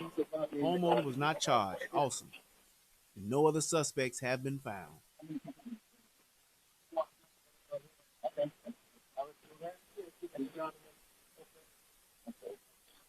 There you go. Thing is this, people. When seconds matter, when it's all about you living or dying, you can't put that responsibility on no one else but yourself. Will a gun solve all your problems? No. Is the gun the end-all be-all answer to all of your safety issues? Absolutely not. It is a tool that can potentially help you and assist you in protecting your life and saving those that are dearest to you or someone else who is in danger. That's what it is. It's a tool. It's like a fucking Swiss Army knife. It's like a fucking pocket knife. It's like your cell phone. It is a tool that can assist you in protecting yourself and others. That's it. It don't need to be banned. Don't need to be registered. You don't have to register your kitchen knives. You don't have to register your pocket knives. You don't have to register your bats. You don't have to register your golf clubs. It's your right to possess and to own and to carry a firearm. It is not a privilege. And don't let anybody tell you anything different. A government that wants to register your firearm, they want to be able to take it away from you. That's it. Just like your driving privileges. That's why you have to have a license. That's why you have to register your vehicle. That's why you have to have insurance, is because at any given point in time, you make the wrong move, they can take your vehicle, they can take your right to drive, your privilege to drive a vehicle, they can come take it from you. They can suspend your privilege of driving.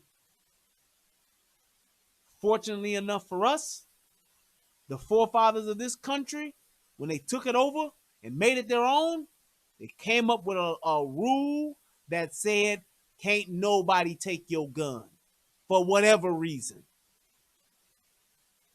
Can't nobody rearrange, change, infringe, touch, alter, suggest, make better, don't do shit to this. That's why we want you to have this as number 2.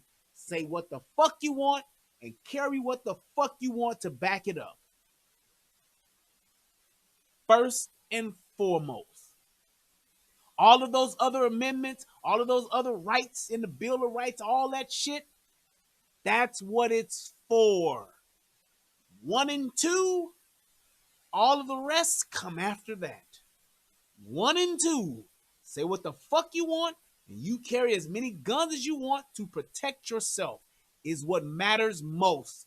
Because if I can't say what I want, if I can't say what I think, then goddamn it, I can't protect myself for saying what it is that I want or what I think. And that's why it should be that way. That's why nobody should be able to take that away from you.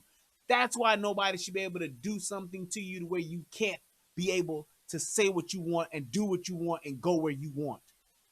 The very idea of freedom is to have it, and guns are to protect it. That's it. All that overcomplicated. I studied the Bill of Rights. I studied the law, and my major in college was law, and it was constitutional law, which was my major and my minor. Bullshit. It's very simple. The forefathers, when they came to fuck over here, George Washington and motherfucking Thomas and all them motherfuckers and Hancock, all them motherfuckers wasn't college scholars. They realized two things. Say what you want to say. You have this gun to protect you saying what the fuck you want to say. Because right now in this country, right now today, what do people do that don't like what you say? They try to tear you down. They try to stop you from making a living. They try to take away your livelihood. They try to take away your ability to say what it is you want to say just because they feel it ain't right. Ask my brother Tommy Sotomayor how that fucking feels. People hate you, want to kill you because they don't like what you say. That's exactly why somebody like him should be able to have as many guns as he fucking wants. If he wants to put a fucking turret on top of his goddamn house, he should be able to. Because he got people trying to fucking stop him from fucking having a life and making a living because they don't like what he say.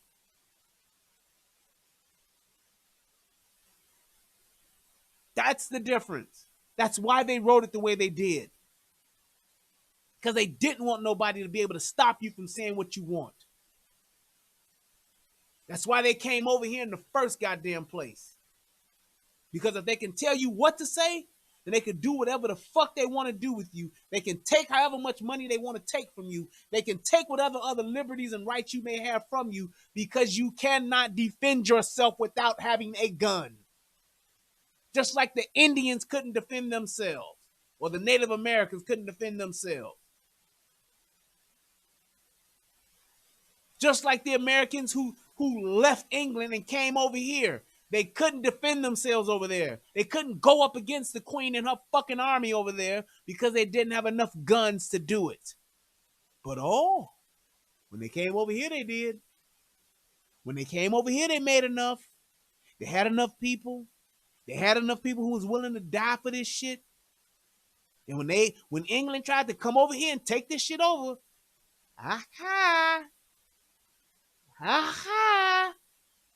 they got another thing coming. And that big dumbass country got its big dumbass whoop trying to come over here and take some shit. And you had a bunch of people who were willing to die for this shit who all had what? Guns. They all had them. They wasn't throwing rocks like the Middle Eastern cats. They wasn't shooting bow and arrows at them motherfuckers on them boats. When the red coats were coming, they didn't go and grab a bunch of fucking slingshots and some fucking stones. You know what they grabbed? Muskets.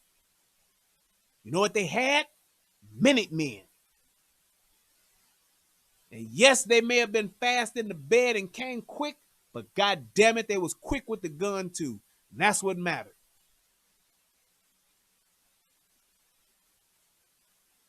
That's the point. That's the purpose behind this. Don't think that this country and that we've gone so far and think that we've evolved to the point to where guns don't matter. They do. That's why they want to take them from you. You see, ain't nobody trying to take the knives from us. Ain't nobody trying to take bow and arrows from us because they don't matter when you have guns. Ain't nobody trying to regulate hatchets. Ain't nobody trying to regulate fucking steak knives. You can only have one steak knife per household.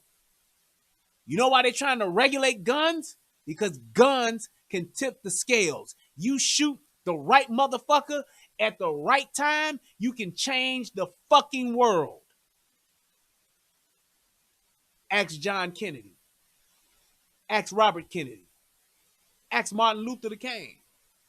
Ask Malcolm X. Ask Medgar Evers.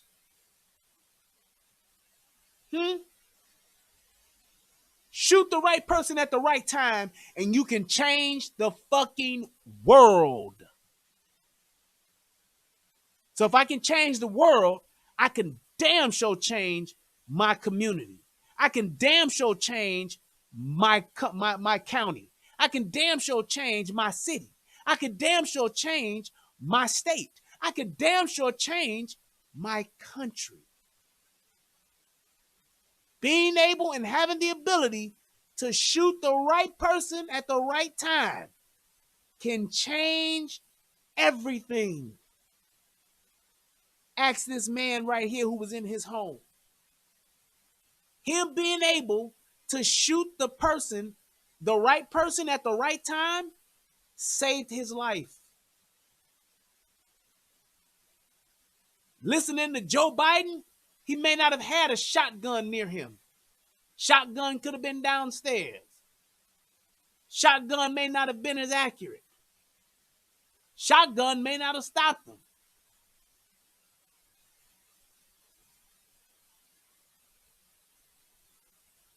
Listening to Kamala Harris and fucking Beto O'Rourke might not have had a gun at all. And he would have bled out in fucking 8 minutes waiting on the goddamn police to get there to help him. He would have been dead and gone in 8 minutes. He would have been dead, his house would have been robbed, and the robber would have been gone in 8 minutes. Now you got a couple of fucking detectives working a goddamn cold case.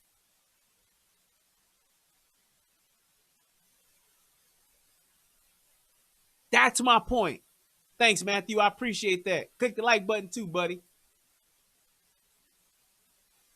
Think about what it is somebody's doing and what it is somebody's telling you what you should be doing. Because every politician that's telling you to get rid of your guns, we need to regulate these guns, we need to get these guns out of these people's hands, are the very same people who have guns in their community, but they're carried by security guards. They're carried by Secret Service agents. They have security detail. I tell you what, Kamala Harris, Beto O'Rourke,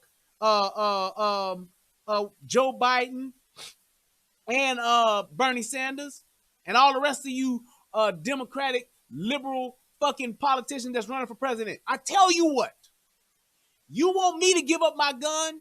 I will. If you go live in Inglewood in Chicago, you go live in the Wild Hunnets of Chicago, you go live in every urban violent community in the country, you go live there for 5 years with no firearms, I got you.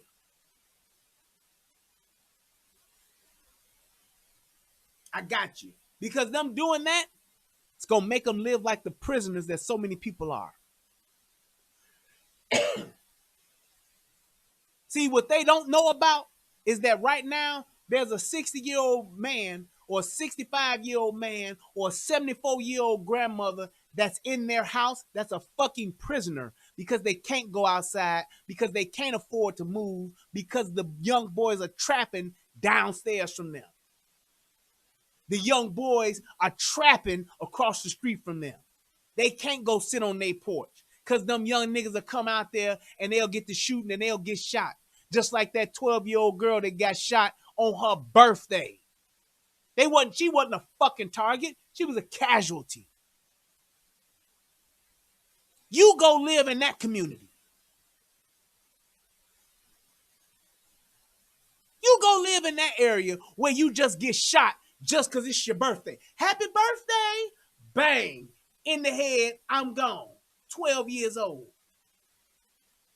Didn't even get a chance to live. So you got people telling you that you can't live in that community. Like my man Derek Goldston. Selling jerk dinners, got his own business, selling jerk dinners out in front of a barbershop. Somebody come and rob him, and then they gonna go in the barbershop and rob everybody else. Got zip ties and everything to tie these motherfuckers up and rob all of them. Shoot another 51-year-old man that's inside. Who's there to save him? Did he have 12 minutes? Nope. My man Derek Golson didn't get 12 minutes. He didn't get 8 minutes. He didn't get 6 minutes. He didn't get 14 minutes. He didn't get 6 minutes. He didn't get 3 minutes. You know what he got? He got his 4 seconds. He got his 4 seconds to acquire a target, his 2 seconds to shoot at that target, and his 1 second to live or die. And unfortunately, he died. But he died a fucking hero. He died on his feet. He died not living on his knees.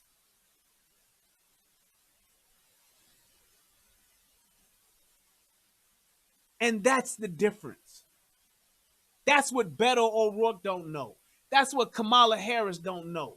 That's what Bernie Sanders don't know. That's what the other dumb bitch who said an AR-15 is like carrying 10 boxes. What her dumb ass don't know. What's her name? Sheila something? Sheila Williams or Sheila Jackson or some shit? They don't ever be in a situation where they got 4 seconds.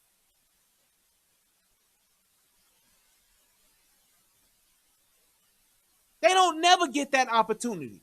You know why? Because they up in a fucking $500,000 house where the average median in their neighborhood is making middle 6 figures. It's a difference. Yeah, when everybody around you making 6 figures, yeah, you ain't trying to fight and shoot a motherfucker. So yes, your neighborhood is peaceful. When the median in your home, when the median home cost is $400,000 and up, yeah, you ain't worried about nobody coming to take your shit because we all care about our $400,000 houses. So no, I ain't trying to fight. I want to enjoy my home. I come home and it's just me and my 3 kids in a fucking 9-bedroom home. Yeah, I just want to enjoy myself. I'm not trying to think about killing somebody. I ain't got to worry about nobody kicking in my front door because every motherfucker that even comes onto my fucking property grounds got to get scanned and got to get approved and got to have a phone call to say where they coming and who they coming to see. Ain't no security gate in Inglewood talking about who get to come in and out. Who you here to see, sir? Ain't nobody doing that. So that's the difference.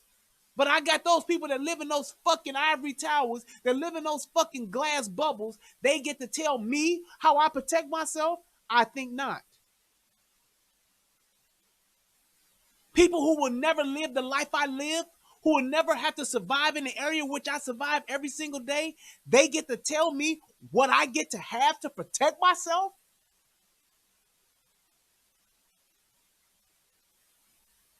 Absolutely not. I think not. Look, you go live in this war zone, but we gonna tell you what you get to have. You get to have a stick, a rock, or a knife. You can't have all 3. You pick. Now, you got one of those 3, getting any problems, call the police. We'll try to get there. And if not, we'll keep working at it until we do. But this is what it is. How dare you? Better yet, motherfuck you.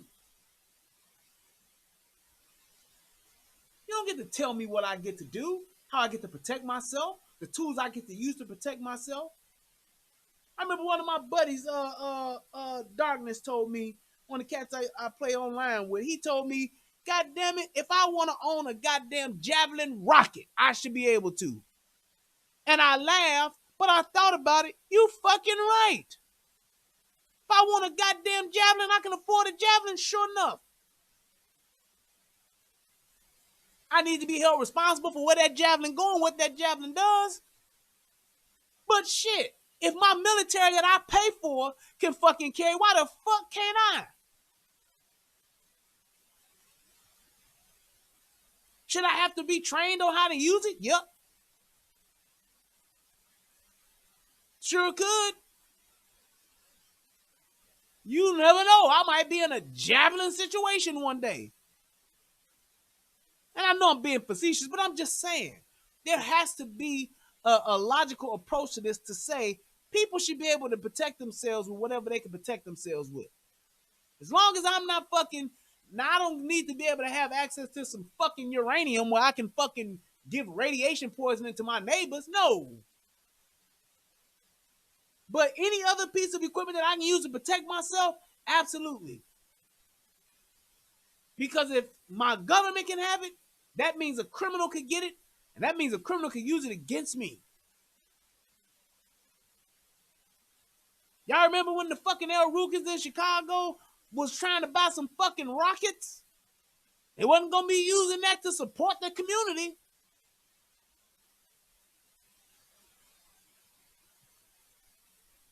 That's all I have to say about that. But, here's a but.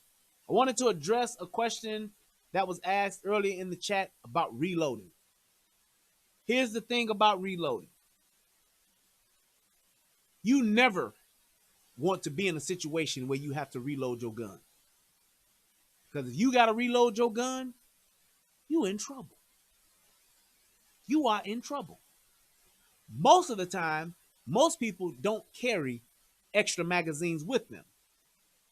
And this is why I am a fan of full-size firearms or firearms that can carry a larger capacity of bullets. Now, that's one of my knocks against the infamous 1911 45. 45 1911 only carries 7 shots in the mag, one in the chamber. You're talking about 8 bullets. Now you're talking about having 8 bullets. Yeah, let's say you shoot off 4, that only leaves you with 4. You only shoot off 5, that only leaves you with 3. Here's the problem with that. Most of the time, if you are in public, you may have more than one person to dispatch. You may have more than one threat to neutralize. You don't want to have to reload. 2 reasons why. Reload takes time. In a gunfight, the most important things is seconds. Seconds matter if you live or die. 2, you can run out of bullets, and if you have to reload, that's going to cause you to be in a situation to where your gun is not in a functioning position. That's why you talk about dropping a mag. This magazine right here, y'all see that? 17 rounds. 17 rounds. 1 in the chamber. That's 18 bullets. 18 bullets. More than enough. More than enough to get busy. And if I have to reload this, that means I've been shooting for a long ass time. I should never be in a gunfight where I gotta reload this unless I'm in a fucking war zone. That's why they make this. So that you don't have to. You remember the video I did about the police officers who was following the dude and they were shooting through the car, shooting at this dude in the gunfight, and that motherfucker shot off like 78 rounds or some shit like that? That's my point. You want to be in a situation to where you can neutralize 2 to 3 threats and you still got bullets.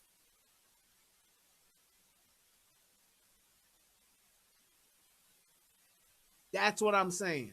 So when you talk about saying, hey, when you have a firearm and you talking about size, people always talk about, oh, I want something small that don't show. I want something that can be concealed. You can't really see it. I'm going to get this little 380. All right. You think about that and you think about 7 shots. In most shootouts, the first round that's fired usually does not place. Most shootouts, that first round winds up either in the ground or winds up somewhere else. So just think about it like this. Your average 8 rounds in a 1911, or you got 7 rounds in your Ruger, or whatever the case may be, your small, cute gun. That first round is not going, let's just count that first round as, hey, it's not going, I'm not hitting shit with that first round. Now, so if I got 7 shots, or I got 8 shots, now I'm down to 7. You got a badass 45. 45 got a high grain count. It's a big bullet, and it's going to hit a motherfucker hard. Yep, I get it. So let's just say it takes you 2 to 3 shots to hit your first motherfucker. Now you down to what? 4 shots left in your 1911. That's great if it's only one bad guy. One bad guy, 4 rounds gone, good. What if there's a second person?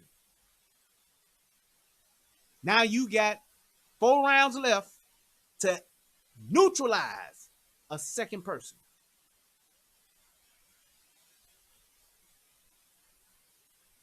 He said my 1911 was a duty weapon was a Springfield 1911 player. Show respect.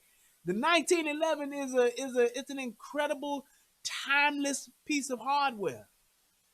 However, when we're talking about efficiency, when we're talking about shot placement, when we're talking about being able to acquire targets and stay on targets, that 1911, if it's a 45, it's problematic. It is. Short barrel 45, short barrel 40, short barrel 9mm. Problem with a short barrel gun, a small gun, is what? Recoil. The snappiness of it, as some people call it. It's snappy because the barrel is short. It's a lot more firepower, it's a lot more power to it, so it jumps. When you're shooting and that gun is coming up, it's harder for you to get back on target. It's more difficult. You shooting a 45, it's going to have way more of this. That gun is going to go up more like this. Shooting that 45 from that recoil, it's going to pop up. You got a short barrel 45, it's going to pop up. It's harder for you to stay on target. It just is. 1911s, if it's not a well-made one, if it's not one that's made by a known manufacturer where they do the shit right and all the parts are fitted perfectly, it can be problematic when it comes to malfunctioning. It is a known fact. You got you a Wilson Combat or something like that, or what's the other one? I can't think of the other guys who make it. Is it Browning or Brown something? Somebody Brown. You get you one of those that's gonna cost your ass $1,800. Yeah, it's gonna be beautiful. But when you're talking about problematic, having a Kimber or something like that, yes. But you're going to pay up the ass for that. The last thing you want to think about when you have a gun is if it's going to work or not. Is it going to jam?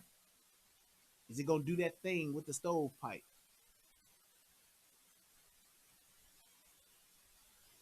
It's the last thing you want to think about. So when you're talking about a 1911, it's a beautiful gun. I want to get one myself.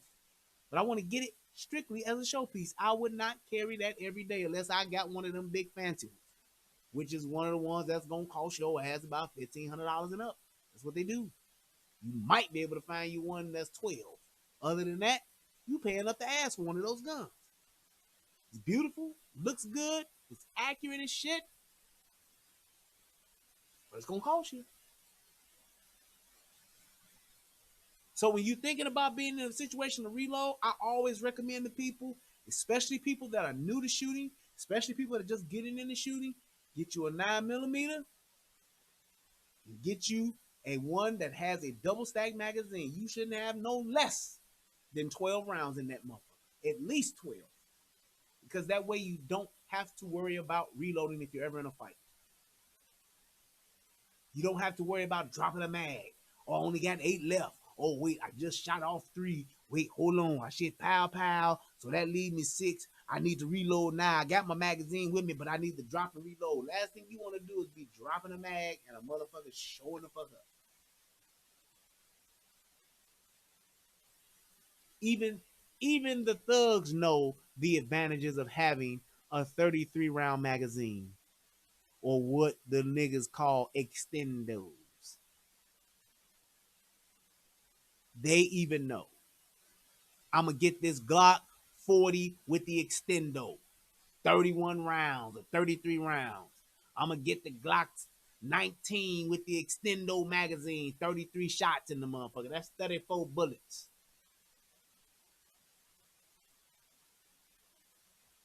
That's the point.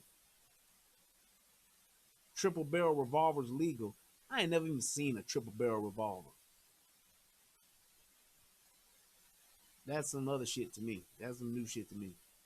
But just think about that. When you're talking about something that's going to be saving your ass, protecting your life, saving your life, you want something that's well made, that's dependable, and something that you know is going to be enough. Which is another reason why I'm a fan of an AR-15, because they got 30 rounds. A lot less recoil. First time my wife shot my AR, she said, "Oh wow, baby, it looks big and it's intimidating, but this shit is way more mad. I can shoot this better than the gun because it's less recoil." Exactly. It's easier to shoot and way more accurate. I was able to take my AR-15 at an outdoor, at a buddy of mine took me to his friend's land where they was out there shooting, and there was a rock quarry there. We were shooting into the rock quarry. I was at least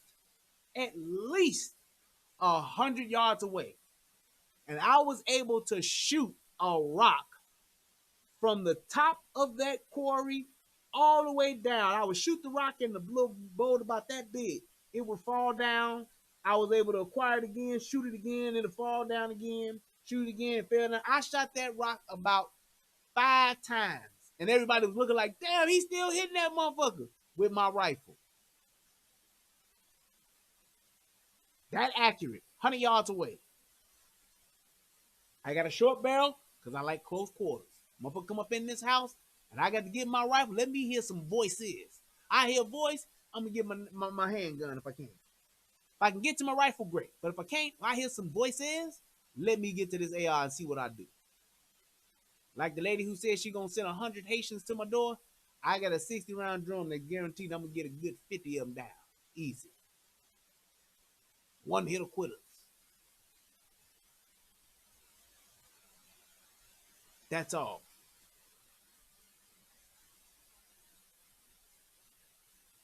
So, any more questions before I get out of here? I got about 4 minutes before I shut down the show. This has been great. I hope that this helps somebody become a better version of themselves. I hope that this really brings some light to the whole gun issue that we have here in America. I hope that people can look at this and listen to this and really see what this is all about. That's all I'm saying, because I want people to understand what's at stake here. Yes, I'm a gun lover. Yes, I'm pro Second Amendment. Yes, I love my gun. But at the end of the day, when you're talking about guns, you're talking about rights, two different things, man. No, everybody don't have to do what I do. No, everybody don't have to carry their gun, have an AR-15. You should, but you don't have to. But for those of us that do, you should have the right to carry what you want. You don't have to worry about a registry. You don't have to worry about somebody talking about we're going to come take them. We don't have to worry about somebody coming and say we're going to go do this, we're going to go do that. It's not safe. And to those people that say it's not safe, you don't need all of that. Let me give you my analogy with a car. If I can afford it, I could buy a Lamborghini. I could buy a Bugatti. Bugatti goes 250 miles an hour, 240 or some shit like that, right? What place on earth can I drive 240 miles an hour? There is no place that has a legal limit of 200 miles an hour. Hell, 150 miles an hour. Hell, I think the highest is maybe 80 or 90. I think it's 90 in California. There is no place where you can drive over 120 miles an hour when it's legal, unless you go to the Autobahn. Point is, they still make cars that do it, don't they? They don't ban and get rid of all cars that go 200 miles and over, 140 miles and over, 120 miles and over. They don't. They don't regulate all vehicles to only go 90 miles an hour, do they? They let you buy it, and if you drive reckless, they will charge your ass with reckless vehicular homicide. You kill somebody. 300 miles an hour in the new Bugatti. Can't go 300 miles nowhere on earth. Earth with an F. But I can still buy it, can I? If I want 10 Bugattis and I can afford it, I can buy them, can't I? If I want 10, 2, or 20, if I want a Lamborghini, a Ferrari, a Bugatti, a McLaren, and a Corvette, I can buy them all, can't I? Because I can afford it, I can have it. There's nobody regulating it.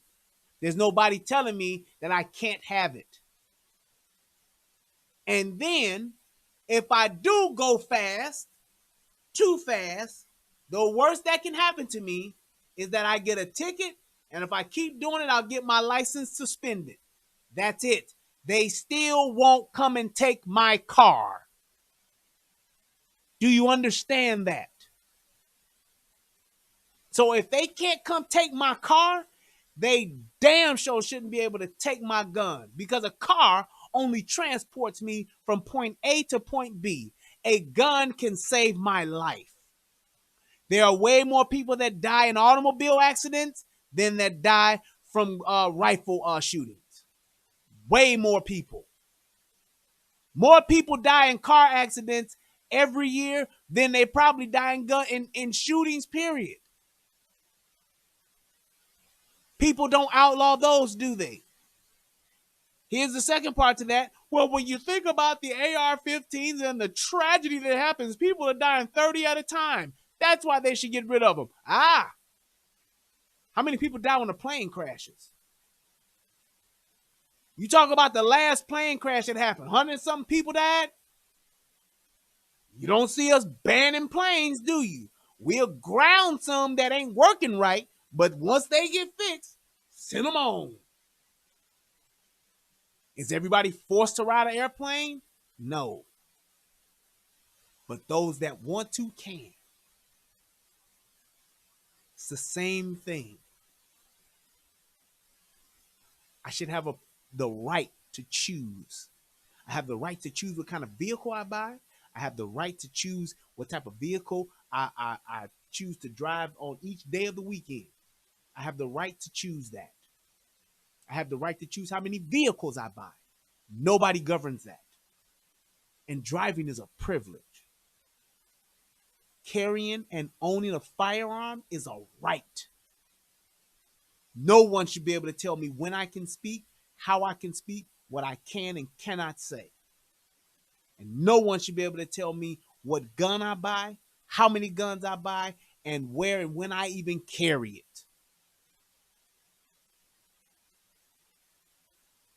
That's my point. Now, argue that shit. Anybody that disagree with that, you know where the fuck I'm at. Holla at your boy. I just want to thank everybody for checking out the show tonight. I want to thank y'all for coming and being a part of this. Thank you to everybody that clicked the like button, that clicked the share button. If you can, make sure you send this to somebody and say, hey, man, check this out. This guy giving this commentary on this call, this shit was cold as hell. This dude is smart than a motherfucker, man. I like this black guy. That's what you do. All right? I appreciate everybody. I'm going to go ahead and give a shout out to the people that donated. And hey, if you're watching this on the replay, go into the description box and click that donate button. You can support the show even on the replay. Click the like, click the donate. Anybody got any other questions before I get out of here? Go ahead and type them up right now in case I missed some on the way in. I mean, not on the way in, but during the show. Let's see here. Refresh that guy. Ain't nothing on the young PayPal side. I'm going to hit this. I mean, not PayPal, but Cash App. We're going to hit this young PayPal because I know that lit up a couple of times there. PayPal hit up a couple of times on me. There we go. All right. I want to give a shout out to, let's see here.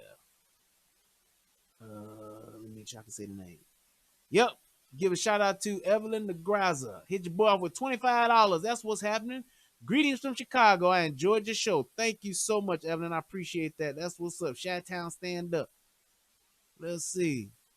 Shout out to April Jones. She hit your boy off with $9.41. She said, it's been a while. I'm still a huge $10, but the little fee. Yeah, she hit your boy off with $10. She said, it's been a while. I'm still a huge fan and supporter. Thank you, April Jones. I appreciate it. Hope you're doing well, you and your family. Shout out to you. That's what's up. And then shout out to Michelle Glass. It's been a while. Thank you so much. Glad to see you back, Michelle. If you're still in there, what's up? It's good to see you. Thank you for supporting your boy. Hit your boy off with, hit your boy off with $3. That's what's up. And then shout out to my man Wesley Bethia. Hit your boy off with $1. That's what's up. I appreciate it. Yes, sir. And then my boy DJ Just J. Salute. We are Americans. Nothing to do with Africa. Okay. Much love, bro. Yes, sir. Thank you, brother DJ Just J. I agree with you, man. I am an American. Yes, indeed. Everybody thought that Waka Flocka was crazy. We talking about, I don't identify with that African stuff. And I totally got it. I understood exactly what he meant by that. And also, too, let's see. Beats and Comedy. He said that gun lit that nigga in red up. Copy the link. Oh, that's the link. Okay, I'm gonna watch the video and check it out, man. Thank you. I appreciate that. I'm gonna check it out. But he hit your boy off with $2 as well. Thank you so much. And my boy DJ hit me off with $5. That's what's up. Thanks for supporting. Hey man, what kind of gun safe would I recommend for handguns? There's a gun safe. I would recommend one that well, pretty much all of them are gonna have a key option, but I would recommend one that has the code. Because of the code and like the thumbprint, you can get those. But I would recommend the code because I have a code and it works, no problem. You can get a code to whoever you want to. You can change the code whenever you want to. But the other benefit of that too, because people say, well, if you got the code, the battery could go dead, and then let you know. I have had the battery go dead twice in my gun safe, and it's been, yes, the biometric scan kind. Make sure it has both though, because sometimes the biometric thing may not work. Biometric is fickle. But using one that has a keypad code, do a simple, very simple digit, something you can do without seeing it. Like I got the number pad remembered in my mind, so I can actually get to it easily. But my thing with that is the batteries on the ones that they have, they start beeping so far in advance and let you know that it's getting ready to go that you won't have to worry about it. You will go to it one day, put it in, and it'll give you a weird ass noise, and it'll let you know that you need to change it, and it will work for a good time. I let it go for at least a few months. It went at least 2 months of it working and giving me that crazy beep telling me to change it before it actually stopped. And I did that just because I wanted to check it myself to see how much time I had with the battery. So yeah, it'll keep working when the battery starts going down. You literally just open it up, pop off the little back cover, pop in like 4 AAAs or 2 AA's, whatever it takes, and it's good. But yeah, just about any of those gun safes, get you a decent one, a decent quality one. But any of the ones that actually have like the keypad on it where you can remember it, you can do it without looking at it. That's the key. You want to do it without looking at it. All right. And also too, you want to make sure that it has a quiet mode on it, because you don't want to be in a situation where you got to open it because you ain't got your gun on you, which you shouldn't. You should always have it on you, but where you have to go and do it and it's making like a loud ass noise like beep, beep, beep, beep, beep, beep, beep, boop.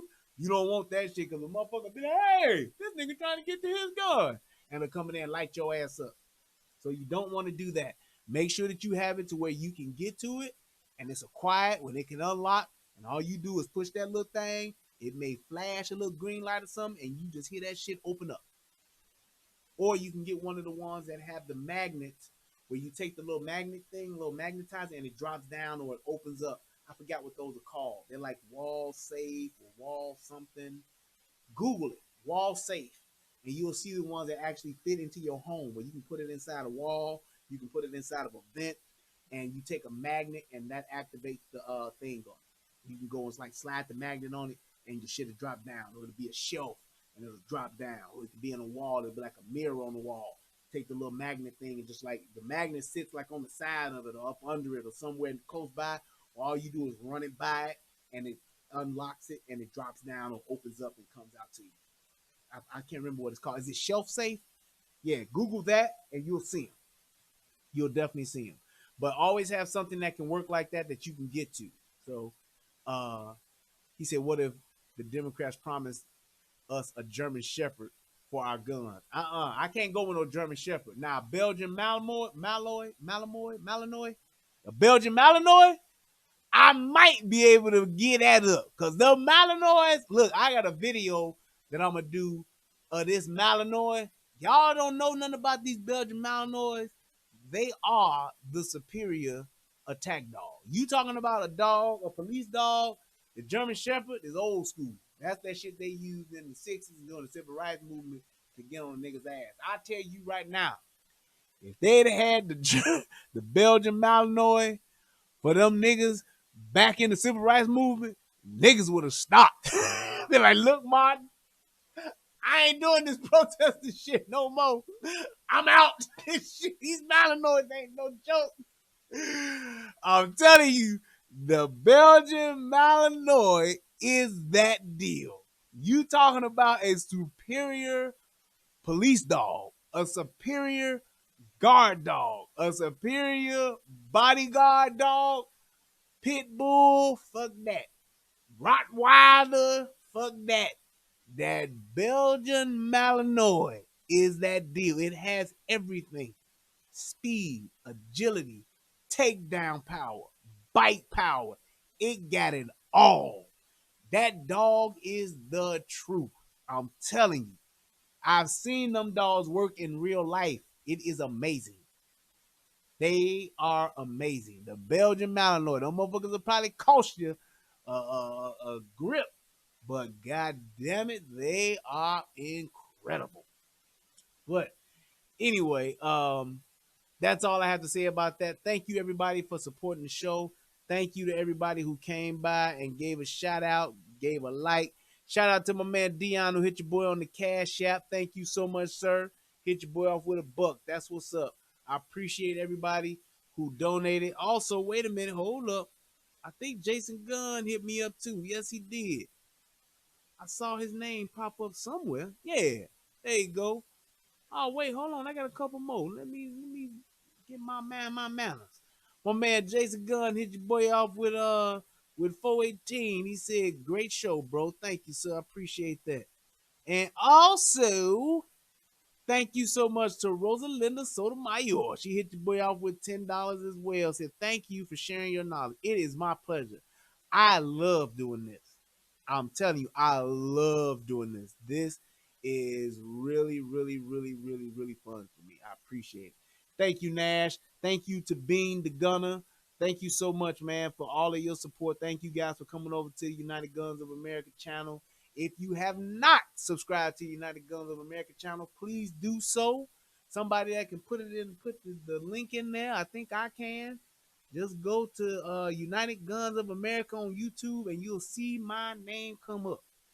United Guns of America. That's all you got to do. But to everybody else, I thank you so much. I love you too, bro.